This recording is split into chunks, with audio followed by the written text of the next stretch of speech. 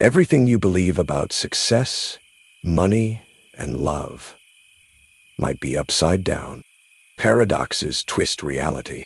Stay with me, and you'll never see life the same way again. The first paradox is called the silence paradox. The quieter you become, the louder your impact.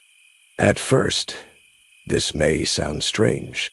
We live in a world that rewards noise, a world that tells us to speak up, to promote ourselves, to announce our achievements, to be louder, brighter, more visible. From childhood, we are told that if we want to be noticed, we must raise our hand, raise our voice, raise our presence. And yet, the paradox whispers a different truth. Sometimes, the quieter you become, the more deeply you are heard. Sometimes, silence carries more power than noise. Sometimes, the absence of sound creates the strongest echo. Think of a conversation. When one person fills every space with words, their voice begins to blur. The more they talk, the less others listen. But when someone speaks less, when their words are rare, each one carries weight. Their silence becomes a frame, and their voice becomes a painting inside that frame. People lean in, waiting, listening, because they know that when this person speaks, it matters. The silence has given their words strength. No, this paradox is not about muteness. It is about presence. Silence does not mean absence. It means listening. It means restraint. It means choosing when to speak and when to hold back. And in that choice, in that balance, a new kind of power is born. History reveals this truth again and again. Think of leaders who shaped the world not with endless speeches, but with pauses, with stillness, with silence that made people reflect. Abraham Lincoln was not the loudest voice in the room, but when he spoke, his silence before the words made his sentences unforgettable. Martin Luther King Jr. allowed pauses, moments of breath, silence that carried his message deeper into the hearts of those listening. Great orators understand that silence is not the absence of speech, but the partner of speech. It is the pause that gives words their weight. Even in music, silence is essential. Without silence, music is just noise. It is the pause between notes that gives rhythm. It is the stillness between sounds that creates melody. A drum beat without silence is only chaos. A symphony without silence is only confusion. But with silence, the music breathes. With silence, the notes become alive. The same is true in life. Without silence, our days become noise. With silence, our lives gain rhythm, depth, and meaning. Think also of art. White space on a canvas makes the colors shine brighter. The empty space in a sculpture makes the form come alive. Absence creates presence. Silence creates impact. The paradox is everywhere. The quieter you become, the louder your presence becomes. In relationships, this paradox is equally powerful. A person who constantly demands attention, constantly speaks, constantly pushes their presence onto others may be noticed, but rarely respected. Their noise is exhausting. But someone who listens deeply, who does not rush to fill every silence, who allows space for others to unfold, this person becomes magnetic. People feel safe with them, heard by them, valued by them. Their silence creates room for others, and in return, their impact grows. Imagine a friend who always interrupts, always talks about themselves, always fills the air with noise. You may hear them, but you do not feel them. Now imagine a friend who listens, who pauses, who allows your words to expand into the silence they offer. That silence is not emptiness. It is space. And in that space, you feel seen. You feel understood. Their silence is louder than the other's noise. The silence paradox also touches our personal growth. We live in a world of constant stimulation, phones buzzing, screens glowing, notifications ringing. Noise is everywhere, and in that noise, our minds grow restless, fragmented, distracted. But when we step into silence, when we turn off the noise, something begins to happen. At first, it feels uncomfortable. The silence feels heavy, awkward, even frightening. But slowly, clarity emerges. In silence, the mind begins to settle. In silence, the deeper truths begin to rise. The quieter you become, the more you hear. Not the voices outside, but the voice within. This is why meditation has existed for thousands of years. Meditation is the art of silence. Not silence of sound, but silence of the restless mind. And in that silence, people discover wisdom that no amount of noise could reveal. They discover that silence is not empty. Silence is full, full of awareness, full of presence, full of truth. The quieter you become, the louder life speaks. Consider nature. A forest does not shout, yet it overwhelms us with presence. The ocean does not scream, yet it humbles us with power. The stars do not make a sound, yet they silence us with awe. Nature teaches us that impact does not always require noise. Sometimes, the most powerful forces move in silence. The seed grows in silence.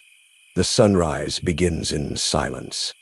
Even love, the greatest of forces, often speaks in silence. A look, a touch, a presence. The louder you try to make it, the weaker it feels. The quieter it becomes, the more real it is. Why does this paradox exist? Because noise attracts attention, but silence creates depth. Noise may draw eyes, but silence holds hearts. Noise demands recognition, but silence commands respect. We may notice the loud, but we remember the quiet. The loudest voices fade when the noise ends, but the quiet presence echoes long after. Think of money. In the financial world, people who boast loudly about wealth often lose it. Their noise attracts envy, judgment, or reckless decisions. Meanwhile, those who build quietly, who save quietly, who invest quietly, often create the deepest wealth. Their silence hides their strength, but their impact grows larger with time. The quieter they are, the stronger they become. In health, too, the paradox appears. We chase noise, loud workouts, loud diets, loud promises, but true health often grows in silence, in rest, in sleep, in quiet habits repeated daily. Muscles grow not in the noise of lifting, but in the silence of recovery. Healing happens not in the noise of panic, but in the quiet of rest. Silence carries the power that noise cannot. Even in love, silence can be more powerful than words. A hand held in silence can comfort more than 1,000 reassurances. A quiet presence in grief can heal more than any advice. Love does not always need noise. Often it needs silence, and in that silence, it becomes unforgettable. The silence paradox also speaks to leadership. A leader who constantly shouts orders may get temporary obedience, but not respect.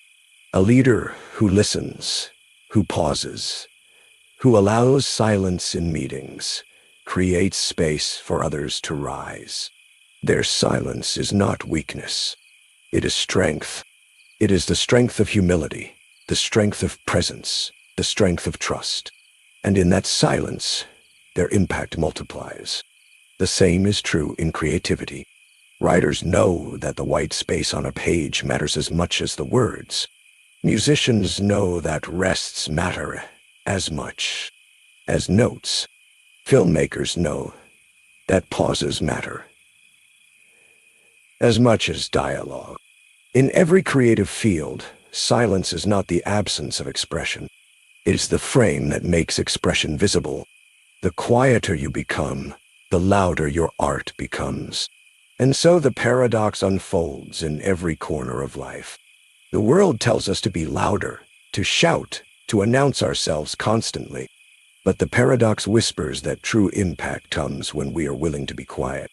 True presence comes when we no longer need to prove ourselves with noise. True strength comes when silence speaks for us. This does not mean we should never speak. It does not mean we should vanish. It means that we should learn to balance, to know when noise is necessary and when silence is stronger. To know that sometimes the most powerful voice in the room is the one that does not rush to speak. To know that sometimes the deepest impact comes not from being noticed, but from being remembered. Silence also teaches us patience. Noise is quick, immediate, demanding. Silence is slow, patient, enduring. Noise grabs attention for a moment. Silence holds it for a lifetime. Noise may win the crowd. Silence wins the soul. So how do we live this paradox? We begin by embracing silence, not fearing it. We begin by listening more, by speaking less. We begin by pausing before we answer, by breathing before we act. We begin by creating silence in our days. Moments without screens, without noise, without distraction. And in that silence, we discover ourselves again. We discover others again. We discover life again. The silence paradox reminds us that true power does not always shout. True power often whispers. True presence does not always demand attention. True presence often creates it. True impact does not always come from noise. True impact comes from silence. So the next time you are tempted to fill the air with words, remember this paradox. The quieter you become, the louder your impact. The quieter you become, the deeper your presence. The quieter you become, the stronger your echo in the hearts of others. The paradox is simple, but profound. Noise may be noticed, but silence is remembered. Noise may fill the air, but silence fills the soul. The quieter you become, the louder your impact. The next paradox is called the forgiveness paradox. Forgiving others frees you more than it frees them. At first, this seems difficult to believe. Forgiveness is something we are taught to give to others, a gift we are told they need from us. We imagine that forgiving someone is about letting them off the hook, about removing their guilt, about restoring their peace. But when we look more deeply, we see the opposite is true. Forgiveness is not really about them. It is about you. The one who holds on to resentment is the one who remains in chains. The one who releases it, even if the other never changes, is the one who becomes free. Forgiveness does not erase the past. It releases the power the past has over you. Think of someone who has wronged you. Maybe it was a betrayal, a cruel word, an injustice, a disappointment that cut deep. When you remember it, the body tightens, the heart races, anger rises. You replay the scene again and again, wishing it could be different, wishing they could pay for what they did. And yet, all that pain is happening inside you. The event has already passed. The other person may not even think of it anymore, but you carry it like a stone in your chest. Forgiveness does not mean what happened was right. It means you choose to stop carrying the stone. It means you choose freedom. History shows us how powerful this paradox is. Think of Nelson Mandela. He spent 27 years in prison, unjustly confined, robbed of life and freedom. Many expected him to emerge with rage, ready to repay cruelty with cruelty. But Mandela chose forgiveness. He said, "Resentment is like drinking poison and then hoping it will kill your enemies." He knew that to hold on to hatred would keep him imprisoned even after the bars were gone. Forgiveness freed him, and through that freedom, he freed a nation. The world still remembers, because forgiveness was louder than vengeance. We can see this in smaller ways in daily life. Imagine two friends who fight. Harsh words are spoken. Tempers flare. Days go by, then weeks. One of them cannot let go, replaying the fight over and over, rehearsing clever responses, clinging to anger. The other, quietly, forgives. They let go of the need to win, the need to punish. The one who forgives sleeps peacefully. The one who holds on suffers. The paradox is revealed. Forgiveness is a gift you give yourself, even more than the one who hurt you. In relationships, this truth becomes essential. Couples who stay together for decades are not the ones who never hurt each other. They are the ones who learn to forgive. Every harsh word, every forgotten promise, every moment of weakness, if carried forever, would destroy the bond. But forgiveness creates space for love to continue. Without it, no relationship can survive. Forgiveness frees not only the relationship, but also the heart that chooses it. There is also a spiritual dimension to this paradox. Every tradition, every religion, every wisdom path speaks of forgiveness. Not because it is easy, but because it is liberating. Anger and resentment are heavy chains. They bind the soul. They keep us locked in the past, replaying old wounds, unable to live in the present. Forgiveness cuts the chain. It does not erase memory, but it allows healing. It allows the soul to breathe again. Think of the body as well. Science has shown that holding onto anger damages health. Stress hormones rise. The immune system weakens. The heart suffers. Resentment does not only live in the mind, it poisons the body. But forgiveness reduces stress, lowers blood pressure, heals the nervous system. The act of letting go is not only spiritual, it is physical. Forgiveness is medicine for the heart, the body, the mind. The paradox becomes even clearer when we look at the opposite. When we refuse to forgive, we believe we are protecting ourselves. We think holding on to anger keeps us strong, keeps us safe, keeps us in control. But really, it is the opposite. The anger controls us. The wound controls us. The past controls us. We think we are guarding our power, but we are surrendering it to the very person who hurt us. Forgiveness reclaims that power. Forgiveness says, "You may have hurt me once, but you will not hurt me forever." I choose freedom over chains. In the workplace, this paradox shows itself as well. Imagine an employee who feels slighted by a colleague. They carry the grudge for months, allowing bitterness to color every interaction. Productivity drops. Relationships sour. Opportunities are lost.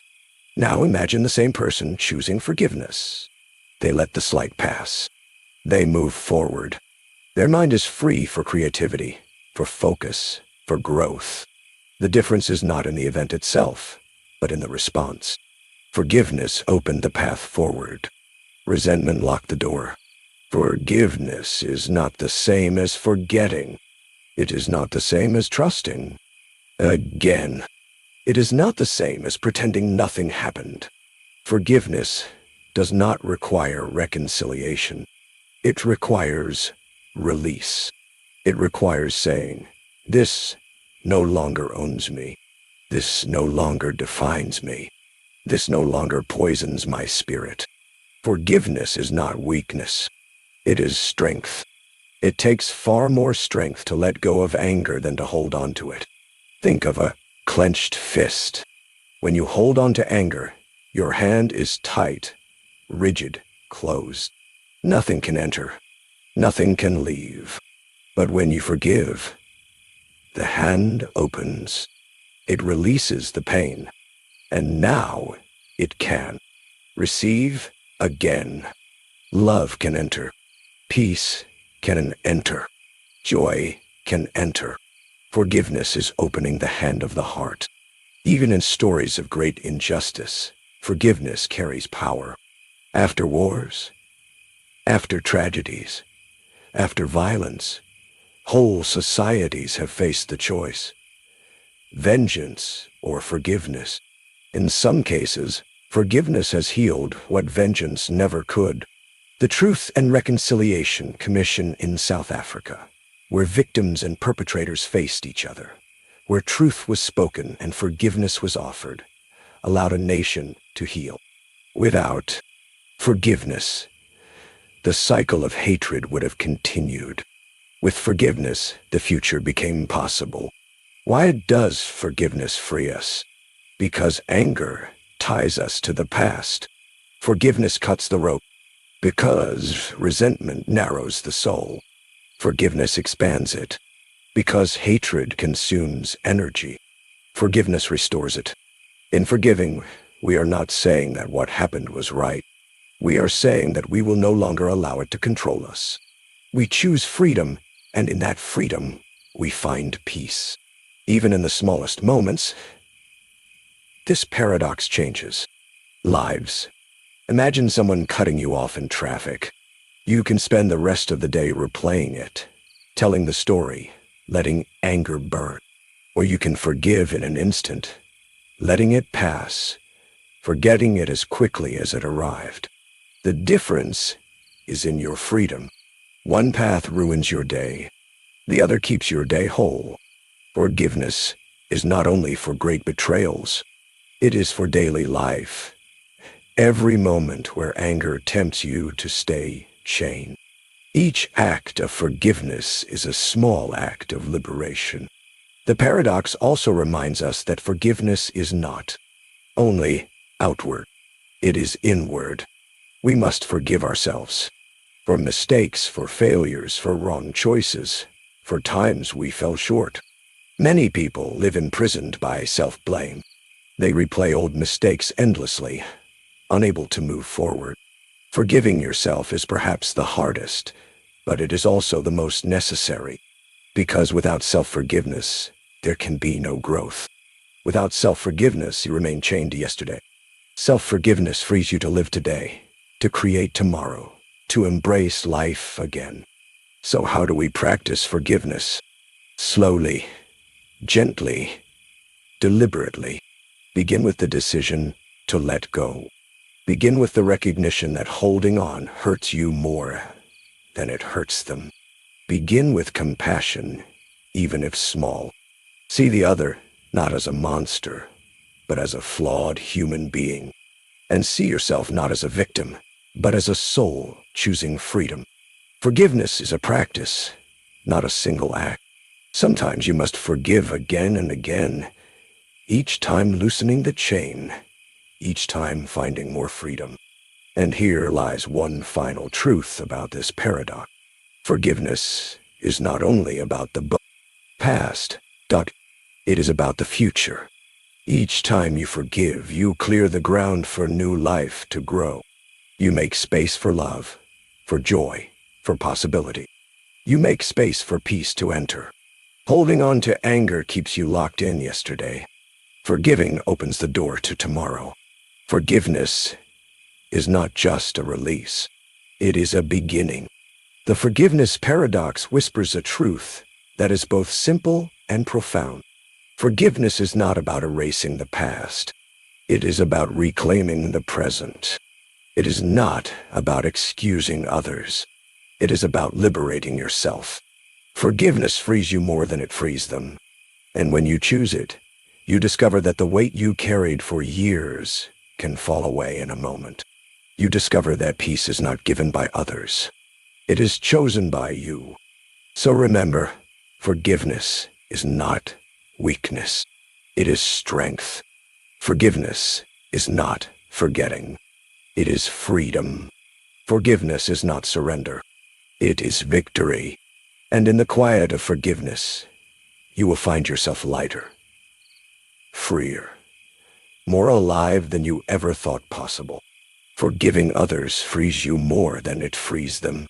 That is the paradox.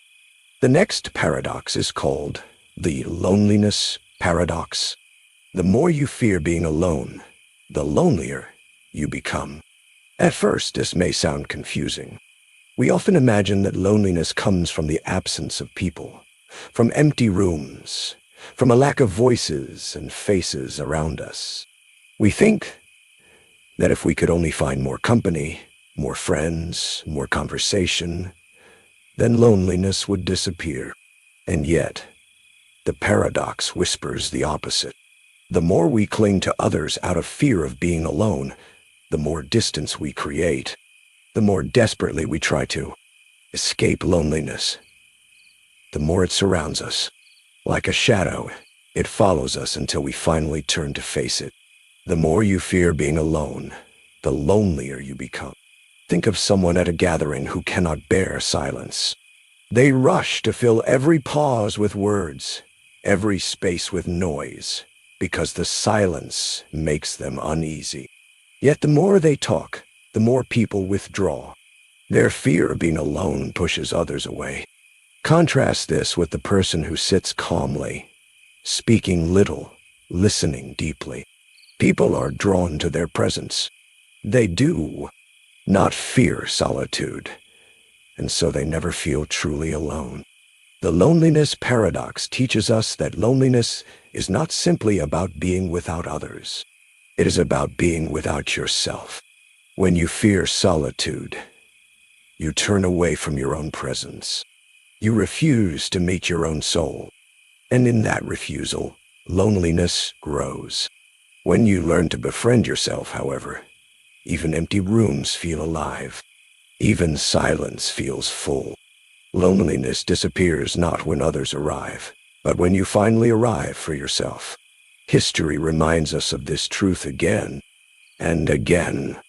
Think of great thinkers, poets, and mystics who spent years in solitude. Thoreau at Walden Pond, retreating into the woods not to escape life, but to meet it more deeply.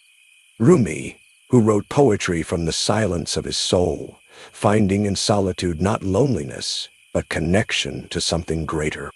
These figures were not afraid of being alone. They understood that in solitude, the heart grows louder, and in solitude, the spirit learns to breathe. Because they did not fear being alone, they were never truly lonely. Now think of daily life. How many people stay in relationships not out of love, but out of fear of loneliness? They accept unhappiness, even harm, just to avoid being alone. And yet, inside that relationship, they feel lonelier than if they were by themselves. The fear of loneliness created the very loneliness they wanted to avoid. But when someone is not afraid of being alone, when they are whole in themselves, their relationships become free, honest, real. They do not cling. They connect. The absence of fear creates the presence of love. The paradox also shows itself in social media. People scroll endlessly, chasing likes, comments, digital signs of company. The fear of being alone drives them to constant noise, constant distraction. And yet, the more they chase it, the emptier they feel. Surrounded by millions of voices, they still feel unseen. Because loneliness is not solved by noise. It is solved by presence. And presence begins within. There is also a psychological truth hidden here. When you fear loneliness, you send a signal of need, of desperation. Others feel that fear, and they step back. But when you are comfortable in your own solitude, you radiate calm. Others sense safety in your presence, and they are drawn in. Loneliness feeds itself through fear. Connection grows through peace. The more you accept solitude, the more you attract genuine company. The more you fear it, the more you repel it. Think of a garden. If you water it constantly out of panic, the soil becomes soggy, the roots rot, the plants weaken. But if you water with patience, trusting the rhythm of rain and sun, the garden flourishes. In the same way, relationships suffocate when fed with fear of loneliness. They thrive when nourished with peace and trust. The garden of the soul blooms not when you clutch at others, but when you let solitude feed your roots. Even in the body, the paradox reveals itself. When we fear being alone, stress hormones rise. We seek stimulation, distraction, constant company. But this restlessness drains us. The body becomes tired. The mind grows anxious. Solitude, on the other hand, restores. Moments of stillness lower stress, heal the nervous system, renew the mind. Fear of loneliness damages health. Embracing solitude heals it. Consider the workplace. Some people cannot bear to work alone. They need constant meetings, constant feedback, constant validation. Yet the more they demand it, the less independent and respected they become. Others who can sit alone, think alone, create alone, often make the deepest contributions. Their comfort with solitude allows their work to expand. Their lack of fear makes their impact stronger. Relationships again reveal the paradox. Think of a friend who constantly calls, constantly demands attention, constantly fears being forgotten. At first, you may respond, but over time, their fear becomes heavy, draining. You step back. Their fear of loneliness made them lonelier. Now, think of a friend who sometimes disappears into solitude, who is comfortable being alone, who returns with stories, wisdom, peace. That friend is magnetic.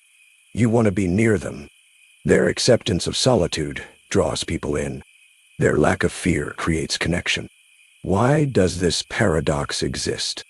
Because loneliness is not solved by company. It is solved by presence, your own presence with yourself. When you run from yourself, no amount of company can fill the void. When you accept yourself, even one moment of silence feels like companionship. Loneliness is not the absence of others. It is the absence of your own friendship with your soul. Think of meditation again. To sit in silence, with no distraction, no voice, no companion. This terrifies men. But if you sit long enough, something shifts. The silence no longer feels empty. It feels alive. The solitude, no longer feels lonely. It feels whole.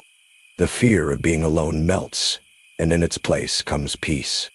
This is the essence of the paradox. When you stop fearing loneliness, you discover that you were never truly alone. Life itself is always with you. Nature teaches this lesson gently. The mountain stands alone, yet it is majestic. The moon travels alone across the sky, yet it guides the oceans. A tree grows alone in the field, yet it shelters birds, insects, travelers. None of these fear solitude, and because they do not fear it, they are never alone. They are part of everything. So too with us. When we stop fearing solitude, we discover we are connected to all things. Loneliness dissolves into belonging. The paradox is also visible in love. True love comes not from fear of being alone, but from the joy of sharing solitude. Two people who are each whole in themselves, who are not afraid of being alone, can meet freely. They do not cling to fill emptiness. They join to expand fullness. But if love is driven by fear of loneliness, it suffocates. It becomes dependency, not connection. It becomes chains, not wings. Fear of loneliness poisons love. Comfort with solitude strengthens it. There is another dimension to this paradox. When we fear being alone, we avoid the inner work that solitude invites. Alone, we face our doubts, our wounds, our questions. Alone, we meet the parts of ourselves we usually avoid. But when we flee this, we flee growth. The more we fear solitude, the more we miss our own transformation. But when we enter solitude without fear, we meet ourselves fully. And in meeting ourselves, we heal. In healing, we grow. Solitude becomes not punishment, but gift. Even history teaches this. Great inventions, discoveries, works of art were born in solitude. Scientists, writers, leaders, many of their greatest insights came not from crowded rooms, but from quiet nights, long walks, lonely hours of thought. Because they were not afraid to be alone, they could listen deeply. They could hear the whispers of truth that noise drowns out. Fear of loneliness keeps us on the surface. Comfort with solitude carries us into depth.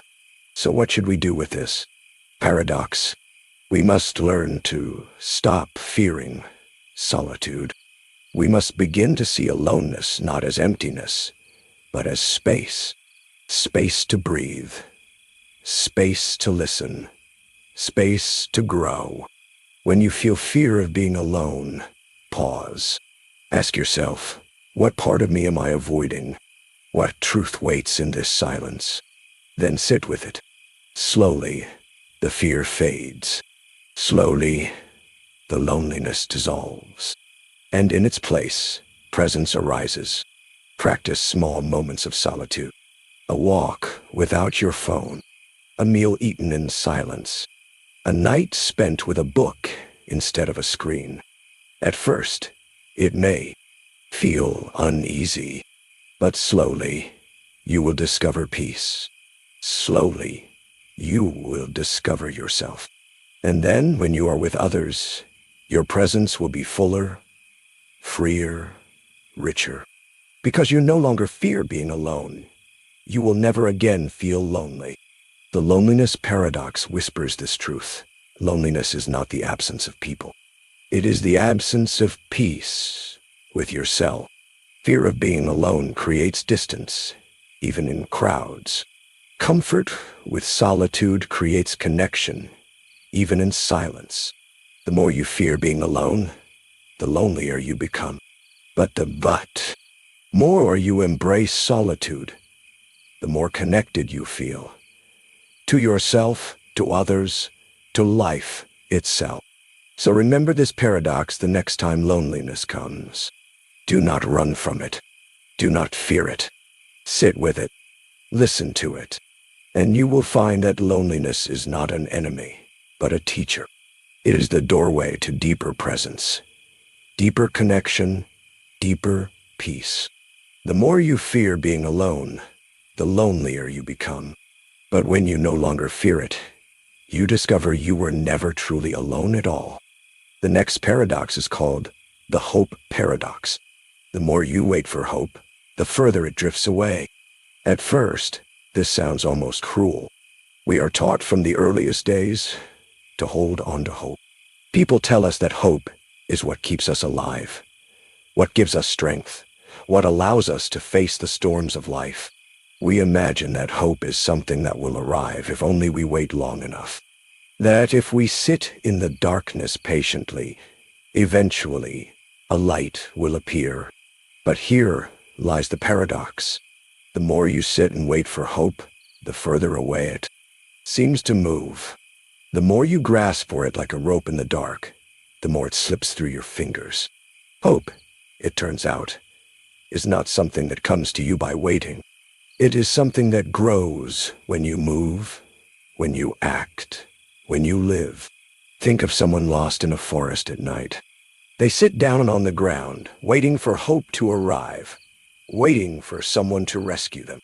Each moment that passes without help deepens their despair. But now imagine they begin to walk, even without a clear path. With each step, they see more of the forest. They discover streams, clearings, stars through the branches. The movement itself creates hope. Waiting breeds despair. Living creates light.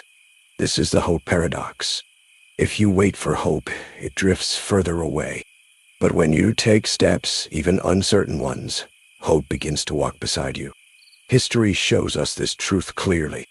During times of war, people in the darkest circumstances did not survive simply by waiting for hope. They created it through action. Soldiers built bonds. Families shared bread. Strangers helped each other in the cold. Hope was not something floating in the air to be grasped. It was something born in the choices of each moment. Viktor Frankl, a survivor of the Holocaust, wrote that hope was found not in waiting for freedom, but in finding meaning in the suffering itself. Those who waited for hope to arrive often collapsed. Those who lived as if hope were already here kept going. The same paradox shows itself in personal life. Think of someone unemployed, waiting endlessly for the perfect opportunity. Each day, they check the same job listings, telling themselves they must wait for hope to appear. But the waiting drains them. The longer they wait, the heavier the despair. Now think of another person in the same situation. Instead of waiting, they begin to act. They learn a skill. They reach out to someone. They volunteer. They move forward, even in small ways. And as they move, hope begins to grow. Not because the perfect job arrived magically, but because their action created energy, and energy created hope. Hope is like a flame. It does not appear by sitting in darkness, waiting for a spark. It appears when you strike flint against steel, when you gather wood, when you breathe life into the ember. The more you wait for the flame, the colder you become. The more you act to build it, the brighter it burns. Even in relationships, this paradox is true. Someone who feels lonely may sit waiting for hope, waiting for the right person to come along, waiting for someone to notice them. But at each day of waiting stretches the loneliness deeper. Another person, facing the same emptiness, decides to live. They join a class. They explore hobbies. They care for themselves. They grow. And in living, connections naturally appear. Friendships are formed. Love emerges. Hope does not come from waiting for someone to arrive. Hope comes from walking forward, even alone. The hope paradox also shows itself in health. A person who feels unwell may sit waiting for hope that tomorrow will be different. But waiting does nothing. Another person takes small steps, walking, drinking water, resting, nourishing the body, seeking help. Each small action is a seed of hope. And as the seeds grow, so does the sense that life can improve. Waiting drains strength. Living builds it. Why does this paradox exist? Because hope is not a thing outside of you, floating in the air, waiting to land. Hope is a living force that grows within you when you move, when you act, when you create. It is not the result of waiting, but the result of living. When you fearfully wait, hope drifts away because your spirit grows weaker. But when you act, even with trembling steps, hope draws near because your spirit grows stronger. Consider a money die. Many wait for hope that one day they will be financially free. They dream, they wish, they wait. But waiting brings nothing. Bills pile up, stress deepens, and hope drifts further away. Now imagine someone who begins with small steps, saving a little, learning a skill, starting a project. The progress may be small, but each step adds light. Hope grows not from waiting for abundance, but from building it brick by brick. The same is true in creativity. A writer who waits for hope, who waits for inspiration, often feels despair. The longer they wait, the further inspiration drifts. But the writer who begins to write, even badly, even awkwardly, finds that hope arrives through the act itself. Creation feeds hope. Waiting starves it. Think of the ocean. If you are lost at sea, floating, waiting, the waves carry you further away. But if you begin to paddle, even without clear direction, the movement brings warmth to the body, focus to the mind, possibility to the heart. The act of moving creates the very hope that waiting could never provide. We often imagine hope as something to be given to us, a gift from outside. But the paradox teaches us that hope is not given, it is grown. And the soil where it grows is action. When you move, hope blossoms. When you wait, it withers. This is why the great teachers and leaders of history always called people to action. They knew that telling people to wait for hope only deepened despair. But telling them to act, together, courageously, even in small ways, created hope. Movements are not born of waiting. They are born of steps. Hope follows steps like a shadow follows the sewer. Body, toe. Even spiritually, the paradox is clear. Waiting for hope often keeps people in suffering. But prayer, meditation, service, these are actions, not waiting. And in those actions, hope becomes alive. Faith is not passive. It is movement of the soul. When the soul moves, hope is created. The paradox is also visible in grief. When someone loses a loved one, they may wait for hope to return, wait for the day they feel better.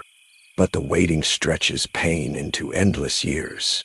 Healing begins only when they take steps, sharing memories, creating rituals, allowing themselves to feel and to live again. In movement, hope begins to return.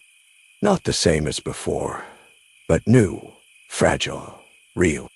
Waiting for hope deepens sorrow. Living creates renewal.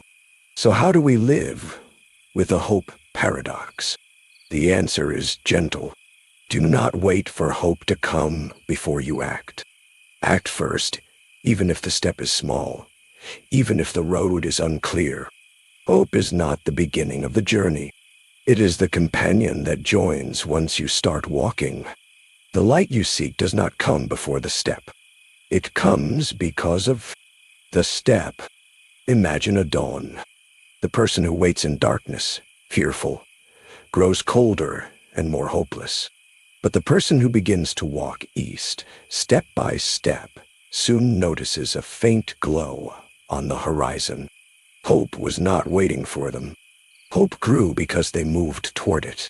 The hope paradox whispers a truth that can change the way we live. The more you wait for hope, the further it drifts away. But the more you live, even without hope, the more it appears.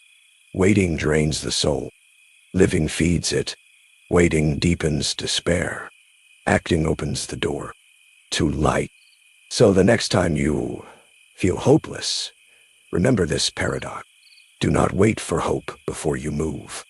Move, and hope will follow.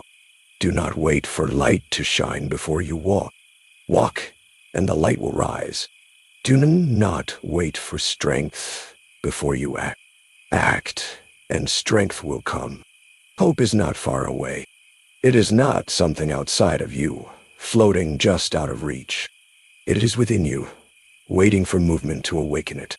The more you wait for it, the more distant it feels. The more you live, the closer it comes.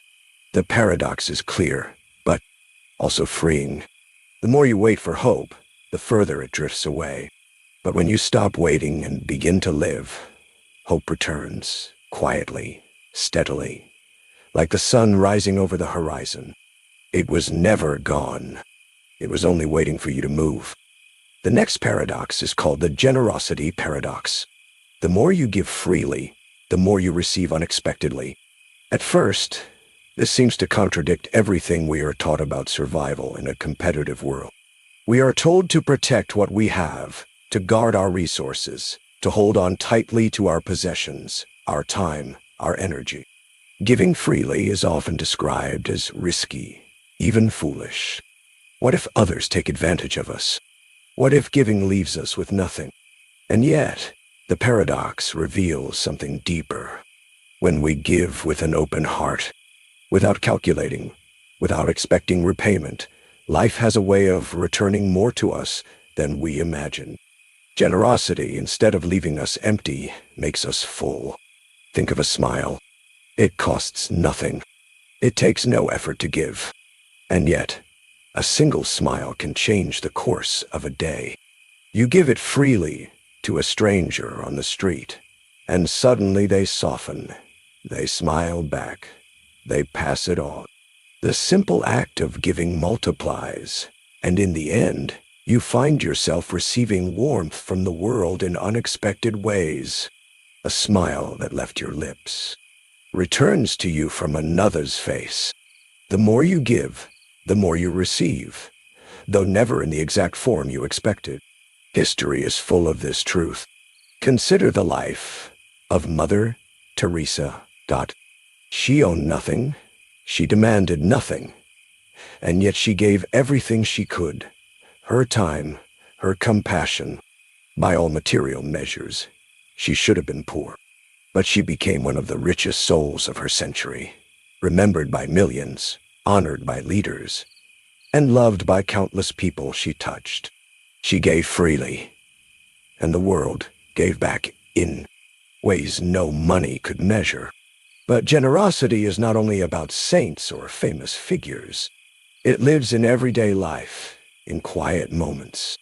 Imagine a colleague at work who shares knowledge freely. They do not hoard expertise. They do not guard secrets. They give. At first, others may use their help without acknowledgement. But over time, something changes. That generosity builds trust, respect, loyalty. And when opportunities come, a promotion, a project, a partnership, that same generosity returns multiplied. The paradox unfolds. In giving knowledge, they received influence. In giving time, they received trust. This is true in relationships as well. When love is given conditionally, when every gesture is measured, the relationship grows fragile. But when love is given freely, without expecting the exact same return, it deepens. Acts of kindness, of patience, of care, when given without calculation, create bonds that give back far more than they cost. The couple who forgives, who gives time, who shares unselfishly, discovers a relationship that sustains them through storms. Their generosity becomes the foundation of the love they receive. Why does this paradox exist? Because generosity breaks the cycle of scarcity. When we hold on tightly, believing that giving will leave us with less, we create walls around ourselves. Those walls keep us safe, but they also keep blessings out. When we open our hands to give, we also open our hands to receive. Life flows through generosity. The act of releasing allows space for something new to arrive. Consider money. People who cling to every coin often find themselves consumed by fear of losing it. They may appear wealthy, but inside they feel poor, trapped by the constant need to protect what they have. But those who give, even a little, discover something surprising. Their generosity builds goodwill, friendships, opportunities. A person who donates to a cause may later find doors opening in their career. A person who helps a friend financially may later be supported when they themselves fall. The gift returns, but always in unexpected form. The paradox is not a magic trick. It is not a formula where giving guarantees immediate reward. It is a deeper truth about how energy flows in human life. Generosity creates connection. Connection creates trust. Trust creates opportunities. And opportunities create abundance. Giving freely plants seeds, and those seeds grow into forests that you may one day walk in, surprised at how much shade and fruit they provide. Even in health, generosity plays a role. Studies show that those who volunteer, who help others, who give time and care, often live longer, healthier lives. Stress lowers, joy rises, meaning deepens. Giving does not drain them, it heals them. The more they give, the more life gives back in the form of well-being. Think of the farmer. If they hoard all their seeds, fearing they will lose them, they end up with nothing but a bag that eventually rots. But if they scatter the seeds freely into the soil, the earth gives back 100-fold. Generosity works the same way. The more you scatter, the more life multiplies. But the harvest is never instant. It comes in its own time, in its own way. That is why it feels like a paradox. In creativity, the paradox is clear too. Writers, musicians, artists who share their work freely often inspire others. And in that inspiration, they themselves are renewed. The act of giving ideas does not make them run out. It multiplies. Creativity is not diminished by giving. It grows. The painter who teaches others finds new inspiration in the process. The musician who shares songs freely hears echoes of their own art in the work of others. The more they give, the more they receive, though never in predictable form. This paradox is especially important in a world that often encourages competition over generosity. We are told to protect ourselves, to win, to take before others take from us. But deep down, we know the truth. The moments we remember most are not the times we kept everything, but the times we gave. Think of birthdays, holidays, small surprises. The joy of giving far outweighs the joy of receiving. And yet, the paradox shows us that when we give, we end up receiving as well. We give a gift, and in return, we receive the glow of connection, the warmth of gratitude, the unexpected blessings that follow. Generosity is also not only about material things. Giving can mean listening without judgment. It can mean offering encouragement when someone feels lost. It can mean giving patience to a child, or time to an aging parent, or kindness to a stranger.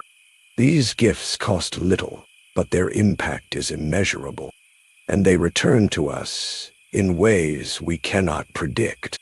A kind word to a stranger may one day return as kindness from someone else when we need it most. Think of love again. A parent who gives freely to a child does not keep score. They do not demand equal return. And yet, that child grows with love. And in time, the love returns. Perhaps in adulthood, perhaps in caring for the parent later.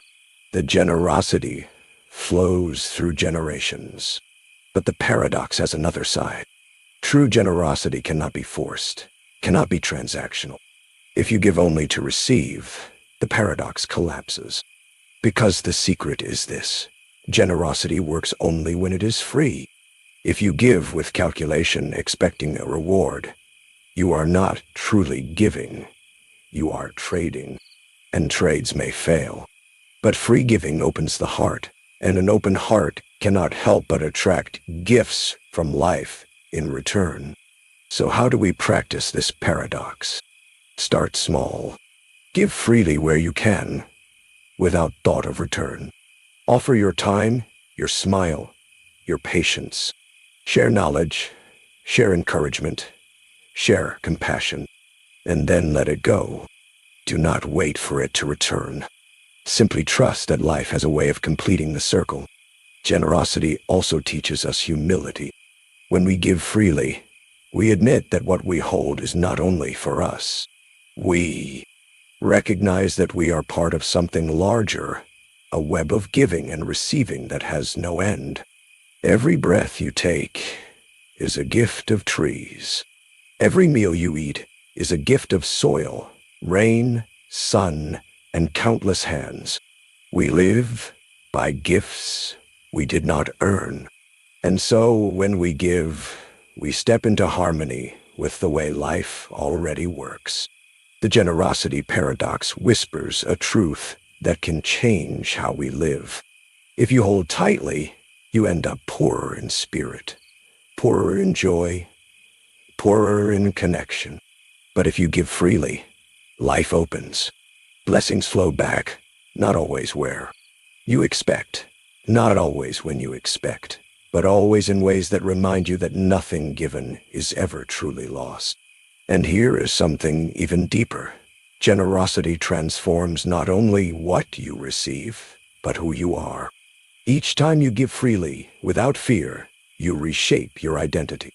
You become someone larger than yourself, someone connected to a greater flow of life.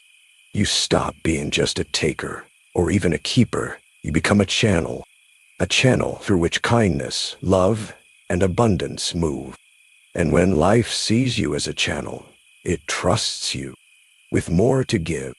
This is the hidden magic of the paradox. Giving does not deplete you. It expands you. It stretches your soul into something wider, deeper, more alive. So remember this: the more you give freely, the more you receive unexpectedly. Not because the world owes you, but because generosity changes you. It opens you. It aligns you with the flow of life itself. And in that openness, in that flow, gifts arrive. Generosity is not depletion. It is expansion. It is not loss. It is multiplication. It is not weakness. It is strength. The more you give freely, the more you receive, often in forms you never imagined. That is the paradox. The next paradox is called the courage paradox. True courage exists only in the presence of fear. At first, this idea may sound confusing. We are taught to admire courage as something bold, fearless, unstoppable. We imagine heroes who never tremble, who never hesitate, who walk into danger without a second thought. But if you look more closely, you will notice something important. Without fear, there is no courage. A person who feels no fear at all is not courageous. They are simply unaware or reckless or numb. Courage is born the moment fear arrives, and we choose to move forward anyway. Think of a child learning to swim. At first, they stand at the edge of the water, afraid to jump in. Their body shakes, their mind imagines danger, and the waves look huge. If there was no fear, the act of stepping into the pool would mean nothing. But because fear is there, because the water looks so intimidating, the moment they finally leap becomes an act of courage. Fear makes the courage real. We can see this same truth in history. Think of soldiers in battle or civil rights, leaders marching against injustice, or explorers setting out into unknown lands. They were not free of fear. Many of them admitted later how terrified they were, but still they moved forward. And it is exactly because fear was present that their actions shine so brightly. If there had been no fear, we would not call them courageous. We would simply say they acted. Courage exists only when fear tries to stop us, and we choose to continue anyway.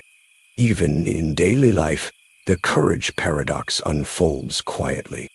Imagine someone standing up in a meeting, to share an unpopular opinion. Their heart races. Their palms sweat. They are afraid of judgment, of rejection, of looking foolish. And yet, they speak. That trembling voice carries more power than the loudest confident speech, because it is forged in fear. It is real courage. The paradox becomes clearer when we think about the absence of fear. If you are not afraid of something, you don't need courage to face it. A firefighter running into a burning building looks like the definition of courage.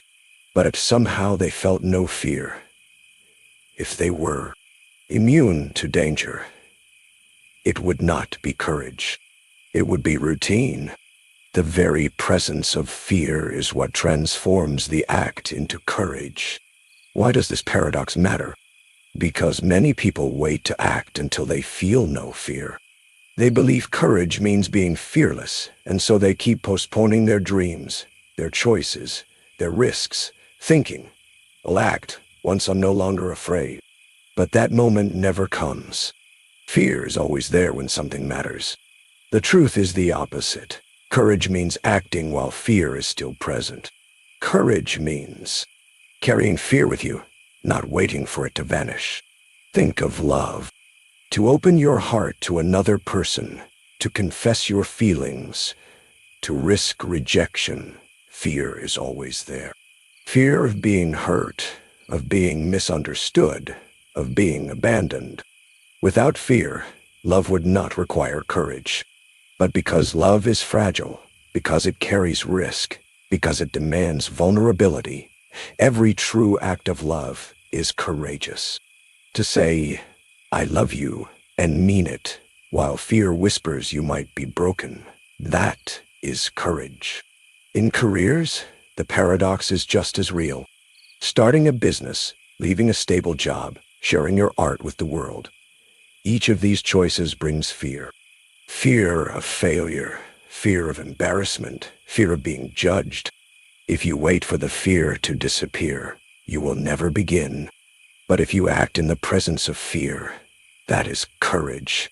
Every entrepreneur, every artist, every pioneer has walked this road. Their courage was not the absence of fear. It was the decision to keep moving even while afraid. Even in health, courage is essential. Think of someone facing illness or surgery or recovery. The fear of pain, the fear of the unknown, the fear of death itself hangs heavy. And yet they show up. They fight. They endure the treatment, the medicine, the hardship. That endurance is courage, born in fear. The courage paradox also reminds us of an important truth. Fear is not our enemy. Fear is a signal. It tells us that something matters, that something is uncertain, that something is alive with risk and possibility. If you feel fear, it means you are standing at the edge of growth, and that is exactly the place where courage can be born. Think of public speaking. For many people, standing in front of a crowd fills them with dread. Their voice shakes, their heart pounds, their stomach turns. They think, "If only I could get rid of this fear, then I could speak." But the paradox teaches us something else. The trembling, the nervousness, the fear, it does not disqualify them. It is the proof that courage is available. When they step forward and speak anyway, their words carry a power that calmness alone could never give. Consider history again. Rosa Parks was afraid. Gandhi was afraid. Martin Luther King Jr. was afraid. And yet, they acted. They admitted their fear, but they did not let it stop them. And because of that, we call them courageous. If fear had not been present, their choices would not have been remarkable. It is exactly because they felt fear and still chose to move that their actions echo through time. The paradox also applies to creativity. Every artist who shares their work feels fear. Fear of rejection, fear of being misunderstood, fear that what they created is not good enough. Without fear, sharing art would be easy. But because fear is always there, pressing down, the act of sharing becomes courage. And that courage is what makes their art powerful. In relationships, too, courage is born in fear. To forgive someone who hurt you is terrifying. What if they hurt you again? What if your forgiveness is wasted? And yet, when you forgive, that act is courage. To admit your flaws to a partner, to reveal your secrets, to risk their judgment, that is courage. Love without fear is simple. Love with fear is powerful. The courage paradox whispers another truth. Courage is not permanent. It does not mean you will never be afraid again. It means you choose, in each moment, to act despite the fear. Courage must be renewed again and again each time fear arises. It is not a medal you earn once. It is a practice, a daily choice, a way of walking through life. Think of climbing a mountain. Every step is fear and courage together. You fear falling, you fear exhaustion, you fear the unknown path. But each step forward is courage. The mountain is not climbed in a single fearless leap. It is climbed through countless small acts of courage, each one chosen in the shadow of fear. Even spiritually, the paradox holds true. To trust life, to surrender to uncertainty, to believe in something greater than yourself, all of this requires courage. Fear of the unknown is always present, but the act of faith, the act of trust, is courage. So how do we live this paradox? We stop waiting for fear to disappear. We stop thinking courage means the absence of fear. Instead, we see fear as the companion of courage, as the proof that something important is at stake.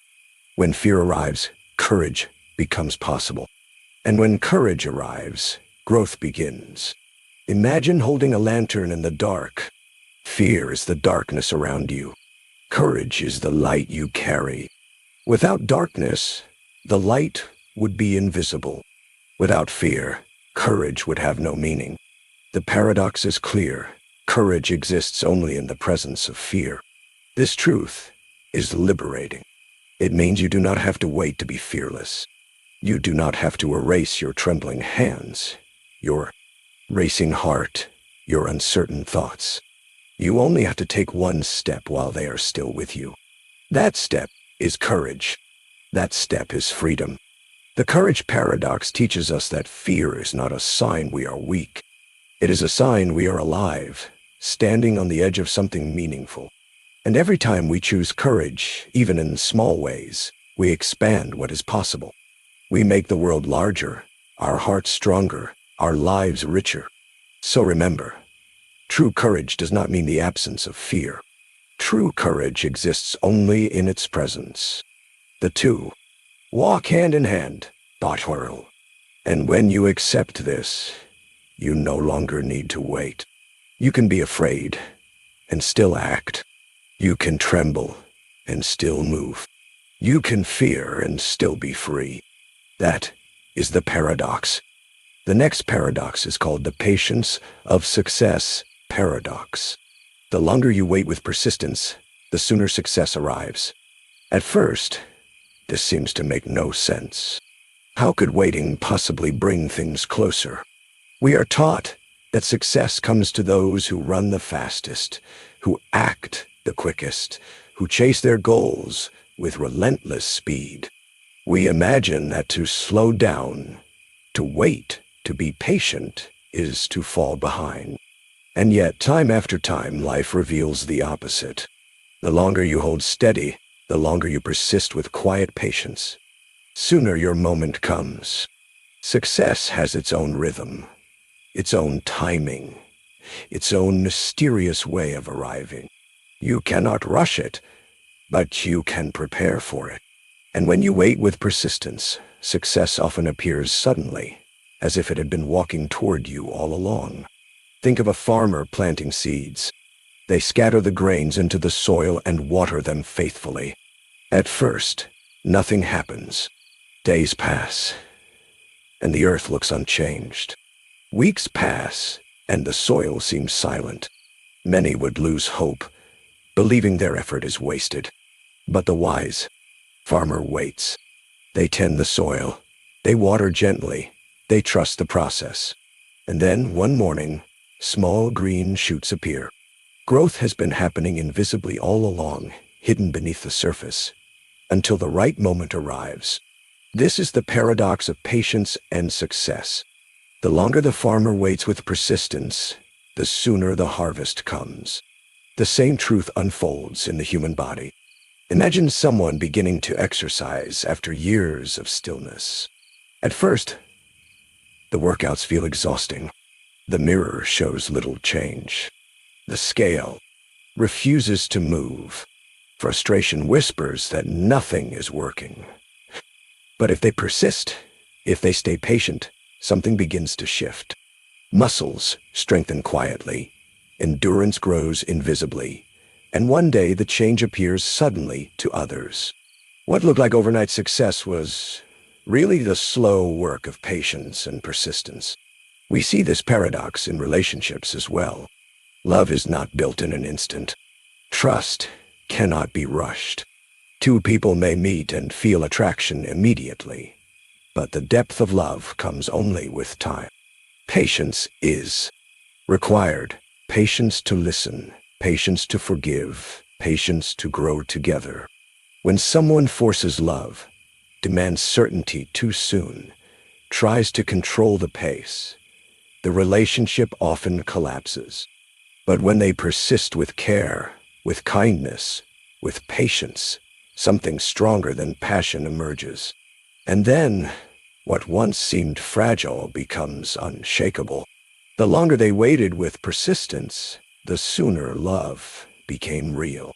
In careers, this paradox is even clearer. We celebrate overnight successes, but if you look closely, there is no such thing. Every overnight success is built on years of invisible persistence. The writer who suddenly becomes famous spent a decade writing in silence. The musician who suddenly has a hit spent years practicing when no one was listening. The entrepreneur who suddenly builds a fortune endured countless failures before one idea took flight. Success is rarely fast, but when it finally arrives, it feels sudden. The truth is, it had been growing slowly through patience all along. Why does this paradox exist? Because impatience pushes success away. When we rush, when we demand results too quickly, we make mistakes. We abandon the process. We quit before the seed has had time to sprout. Impatience interrupts the rhythm of growth. But patience, when combined with persistence, allows success to come in its own time. It is like holding a bow and arrow. If you release too soon, the arrow falls short. But if you wait, if you hold steady with patience, the arrow flies true and far. Think of history. Thomas Edison is remembered for inventing the light bulb, but what is often forgotten is the thousands of failures that came before. He tested material after material, experiment after experiment, without visible success. Many would have given up, impatient for results. But Edison persisted patiently. Each failure was not the end, but a step closer. And one day, success arrived. What seemed like a sudden breakthrough was the result of patient persistence. This paradox also whispers through nature. Consider the bamboo plant. After planting, it requires years of care without visible growth above the ground. Day after day, the soil looks the same and chewing. Many would give up. But during those years, the roots are spreading deep, unseen, creating a foundation. Then, in a single season, the bamboo shoots upward at extraordinary speed, sometimes growing several feet in just weeks. The patience of years creates the sudden success of days. In our own lives, impatience is often a mask for fear. We fear we are wasting time. We fear we are being left behind. We fear others will succeed before us. And so we rush, we push, we demand. But the paradox reminds us that true success cannot be forced. Like a tree, it grows at its own pace. Our task is not to pull at the branches to make them grow faster. Our task is to water, to tend, to wait with persistence. In personal growth, the paradox is just as true. Learning a skill, developing wisdom, building resilience, all take time. At first, progress feels invisible. But if you persist, if you are patient, you look back one day and realize how far you have come. Patience is not passive. It is active waiting, waiting with persistence, waiting with faith. And success, when it comes, feels sudden only because you did not see all the invisible work that prepared the way. Even in spiritual life, patience holds power. Many seekers look for enlightenment, for peace, for meaning, and they grow frustrated when it does not arrive quickly. But wisdom is like dawn. It cannot be forced. You cannot demand the sun to rise faster. You can only wait in stillness, watching the horizon, trusting that light will come. And when it does, it feels both sudden and inevitable. The longer you wait with persistence, the sooner the sunrise arrives. Think of money as well. People often chase quick wealth, hoping for instant success. But quick riches often vanish as fast as they appear. True wealth, the kind that lasts, grows with patience. Through saving, through investing, through persistence over years. At first, the progress is small, but over time, patience multiplies wealth in ways that impatience never can. The paradox is clear. Waiting with persistence brings success sooner than rushing with desperation. The patience of success paradox is not an excuse to do nothing. It does not mean sitting idly, hoping life delivers gifts without effort. Patience without persistence is only delay. Persistence without patience is only frustration. The two must work together hand in hand to keep working, to keep showing up, to keep moving forward slowly, calmly, faithfully. That is the path. And along that path, success arrives in its own time, often sooner than we expect. Imagine a sculptor shaping stone. Each strike of the hammer seems to change nothing. The rock stands solid, unmoved. Strike after strike, still, nothing. Impatience would say, give up. But persistence says, continue. And then one day, with a single strike, the stone cracks open. It looks sudden, but it was not sudden at all. Every strike before had been building to that moment. The sculptor's patience and persistence made success inevitable. The paradox also teaches us to trust life itself, to understand that waiting is not wasted time, to see that, while you wait, unseen things are moving, growing, aligning. The doors that will open for you are already being built. The people you will meet are already walking their paths toward you. The opportunities you seek are already forming in silence. Patience allows you to arrive at the right time, in the right place, with the right strength. And this trust is perhaps the deepest gift of patience. It calms the restless mind that demands answers now. It soothes the anxious heart that fears falling behind. It allows you to see each day not as wasted time, but as preparation. Even when nothing seems to be happening, something is happening. Roots are growing. Foundations are forming. Pieces are aligning. When you live with this awareness, patience no longer feels like waiting. It feels like walking hand in hand with time itself, confident that what you seek is also seeking you. So how do we live this paradox? By breathing deeply when results are slow, by trusting that persistence is never wasted, by remembering that success is not a single moment but a process. Each day you persist, you are already succeeding. Each day you wait with faith, you are already closer. The patience of success paradox whispers gently that life is not a race. It is a journey. The seed will grow in its time. The sunrise will come in its time. The success you seek is already moving toward you, but it requires your patience, your persistence, your trust. So remember, the longer you wait with persistence, the sooner success arrives. Not because waiting speeds time, but because patience keeps you steady until the moment success is ready. And when it comes, you will see that every moment of waiting was not a delay, but a preparation. That is the paradox. The longer you wait with persistence, the sooner success arrives. The next paradox is called the humble paradox. The more humble you are, the greater you become in the eyes of others. At first, this sounds like a contradiction. We live in a world that rewards self-promotion, confidence, bold statements, and visible success. From a young age, we are told to stand out, to show our worth, to let the world know how special we are. Humility on the surface looks like weakness. It looks like stepping back, lowering yourself, making yourself small. And yet, the paradox reveals a deeper truth. The more humble you are, the more people notice your strength. The more you step back, the more space you create for others to step forward. And in doing so, you rise higher in their eyes. Humility does not erase greatness. It amplifies it. Think of water.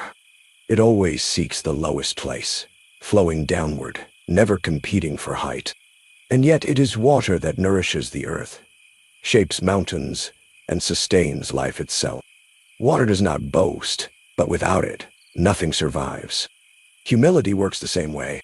It moves quietly, without noise, without seeking attention, and yet it holds the greatest power. Those who are humble are remembered not for how loudly they spoke of themselves, but for how deeply they touched the lives around them.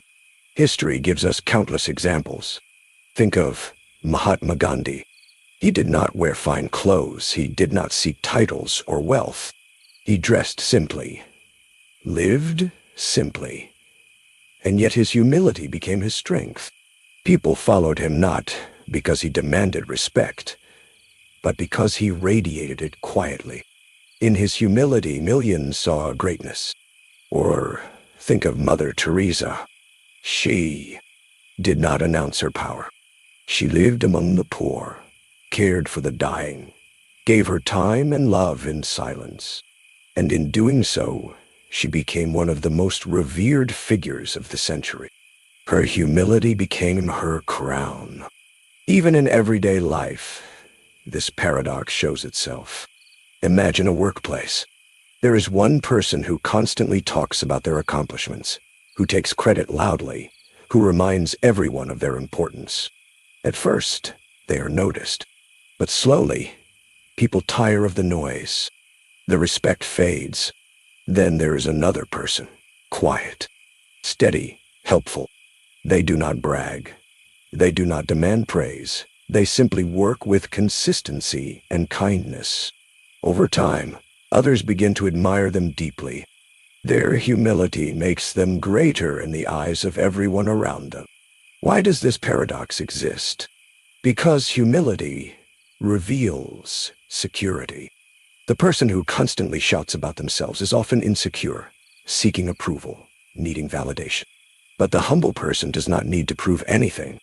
They know their worth silently, and that quiet confidence is magnetic. People are drawn to those who do not demand attention but deserve it naturally.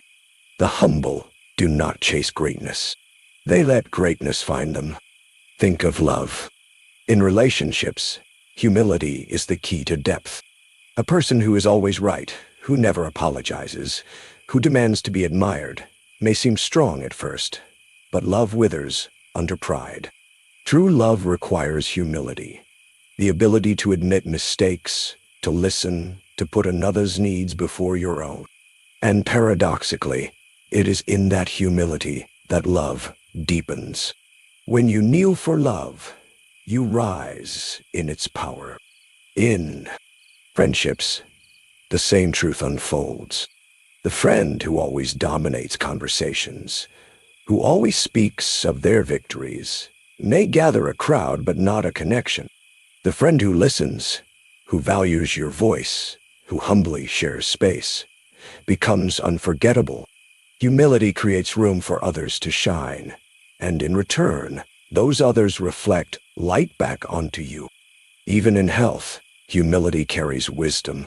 The person who is humble enough to admit they need rest, who listens to their body, who accepts their limits, often lives longer and stronger than the one who boasts about never stopping, never slowing, never needing help.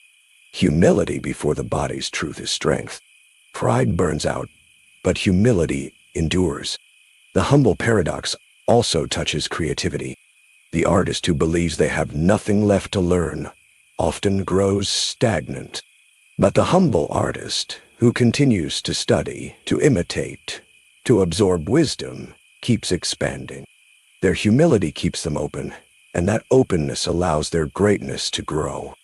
The greatest masters are always the greatest students. Their humility is the soil where their art takes root. In spirituality, humility is often described as the path to enlightenment, not because it makes us small, but because it dissolves the illusions of pride. Humility reminds us that we are part of something larger, that our lives are woven into a fabric far greater than ourselves. When we are humble, we stop fighting to stand above others. We begin to see the unity beneath us all. And in that vision, greatness emerges, not as domination, but as connection. Consider history again. The Roman emperors built statues to their glory, but most are forgotten. The names of humble monks, teachers, healers, many of them echo through centuries because humility carried truth. Pride seeks monuments, but humility leaves living legacies. Why do others see the humble as great? Because humility creates trust. You cannot trust the one who constantly seeks power, because their pride clouds their motives. But you trust the one who listens, who admits weakness, who places others first. And trust is the foundation of greatness. Humility builds what pride can only pretend to hold. The paradox also applies to money and success. Many chase wealth with arrogance, showing off, flaunting, trying to prove themselves. But humility with money builds stability. The person who quietly saves, who quietly invests, who quietly helps others, often becomes the one truly wealthy. Pride spends for appearances. Humility builds for the future. And when success arrives, the humble are respected not for how much they gained, but for how they carried themselves while gaining it. In leadership, humility is perhaps the greatest strength. The arrogant leader demands obedience, but receives only compliance. The humble leader listens, serves, and lifts others. And because of this, they receive loyalty, not just duty. They inspire, not by shouting commands, but by walking alongside those they lead.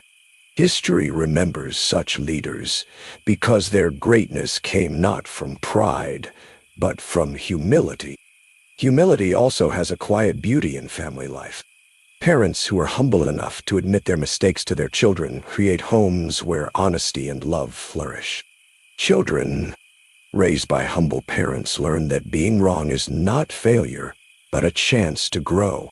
They learn that respect does not come from power, but from presence. And when those children grow older, they often carry humility with them, passing it on like an invisible inheritance. Even in moments of conflict, humility changes everything. Arguments fueled by pride escalate into battles. But when one person chooses humility, chooses to listen, to soften, to step back, the fire fades. Humility creates peace where pride creates division. It is not weakness. It is strength of a different kind, strength that preserves rather than destroys. So how do we live this paradox?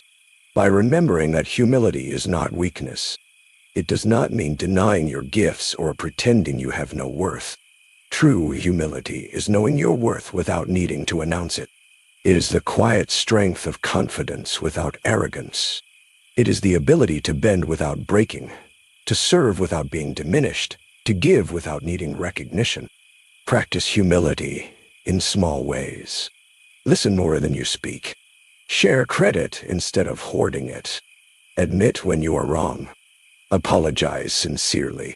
Step aside so another may step forward.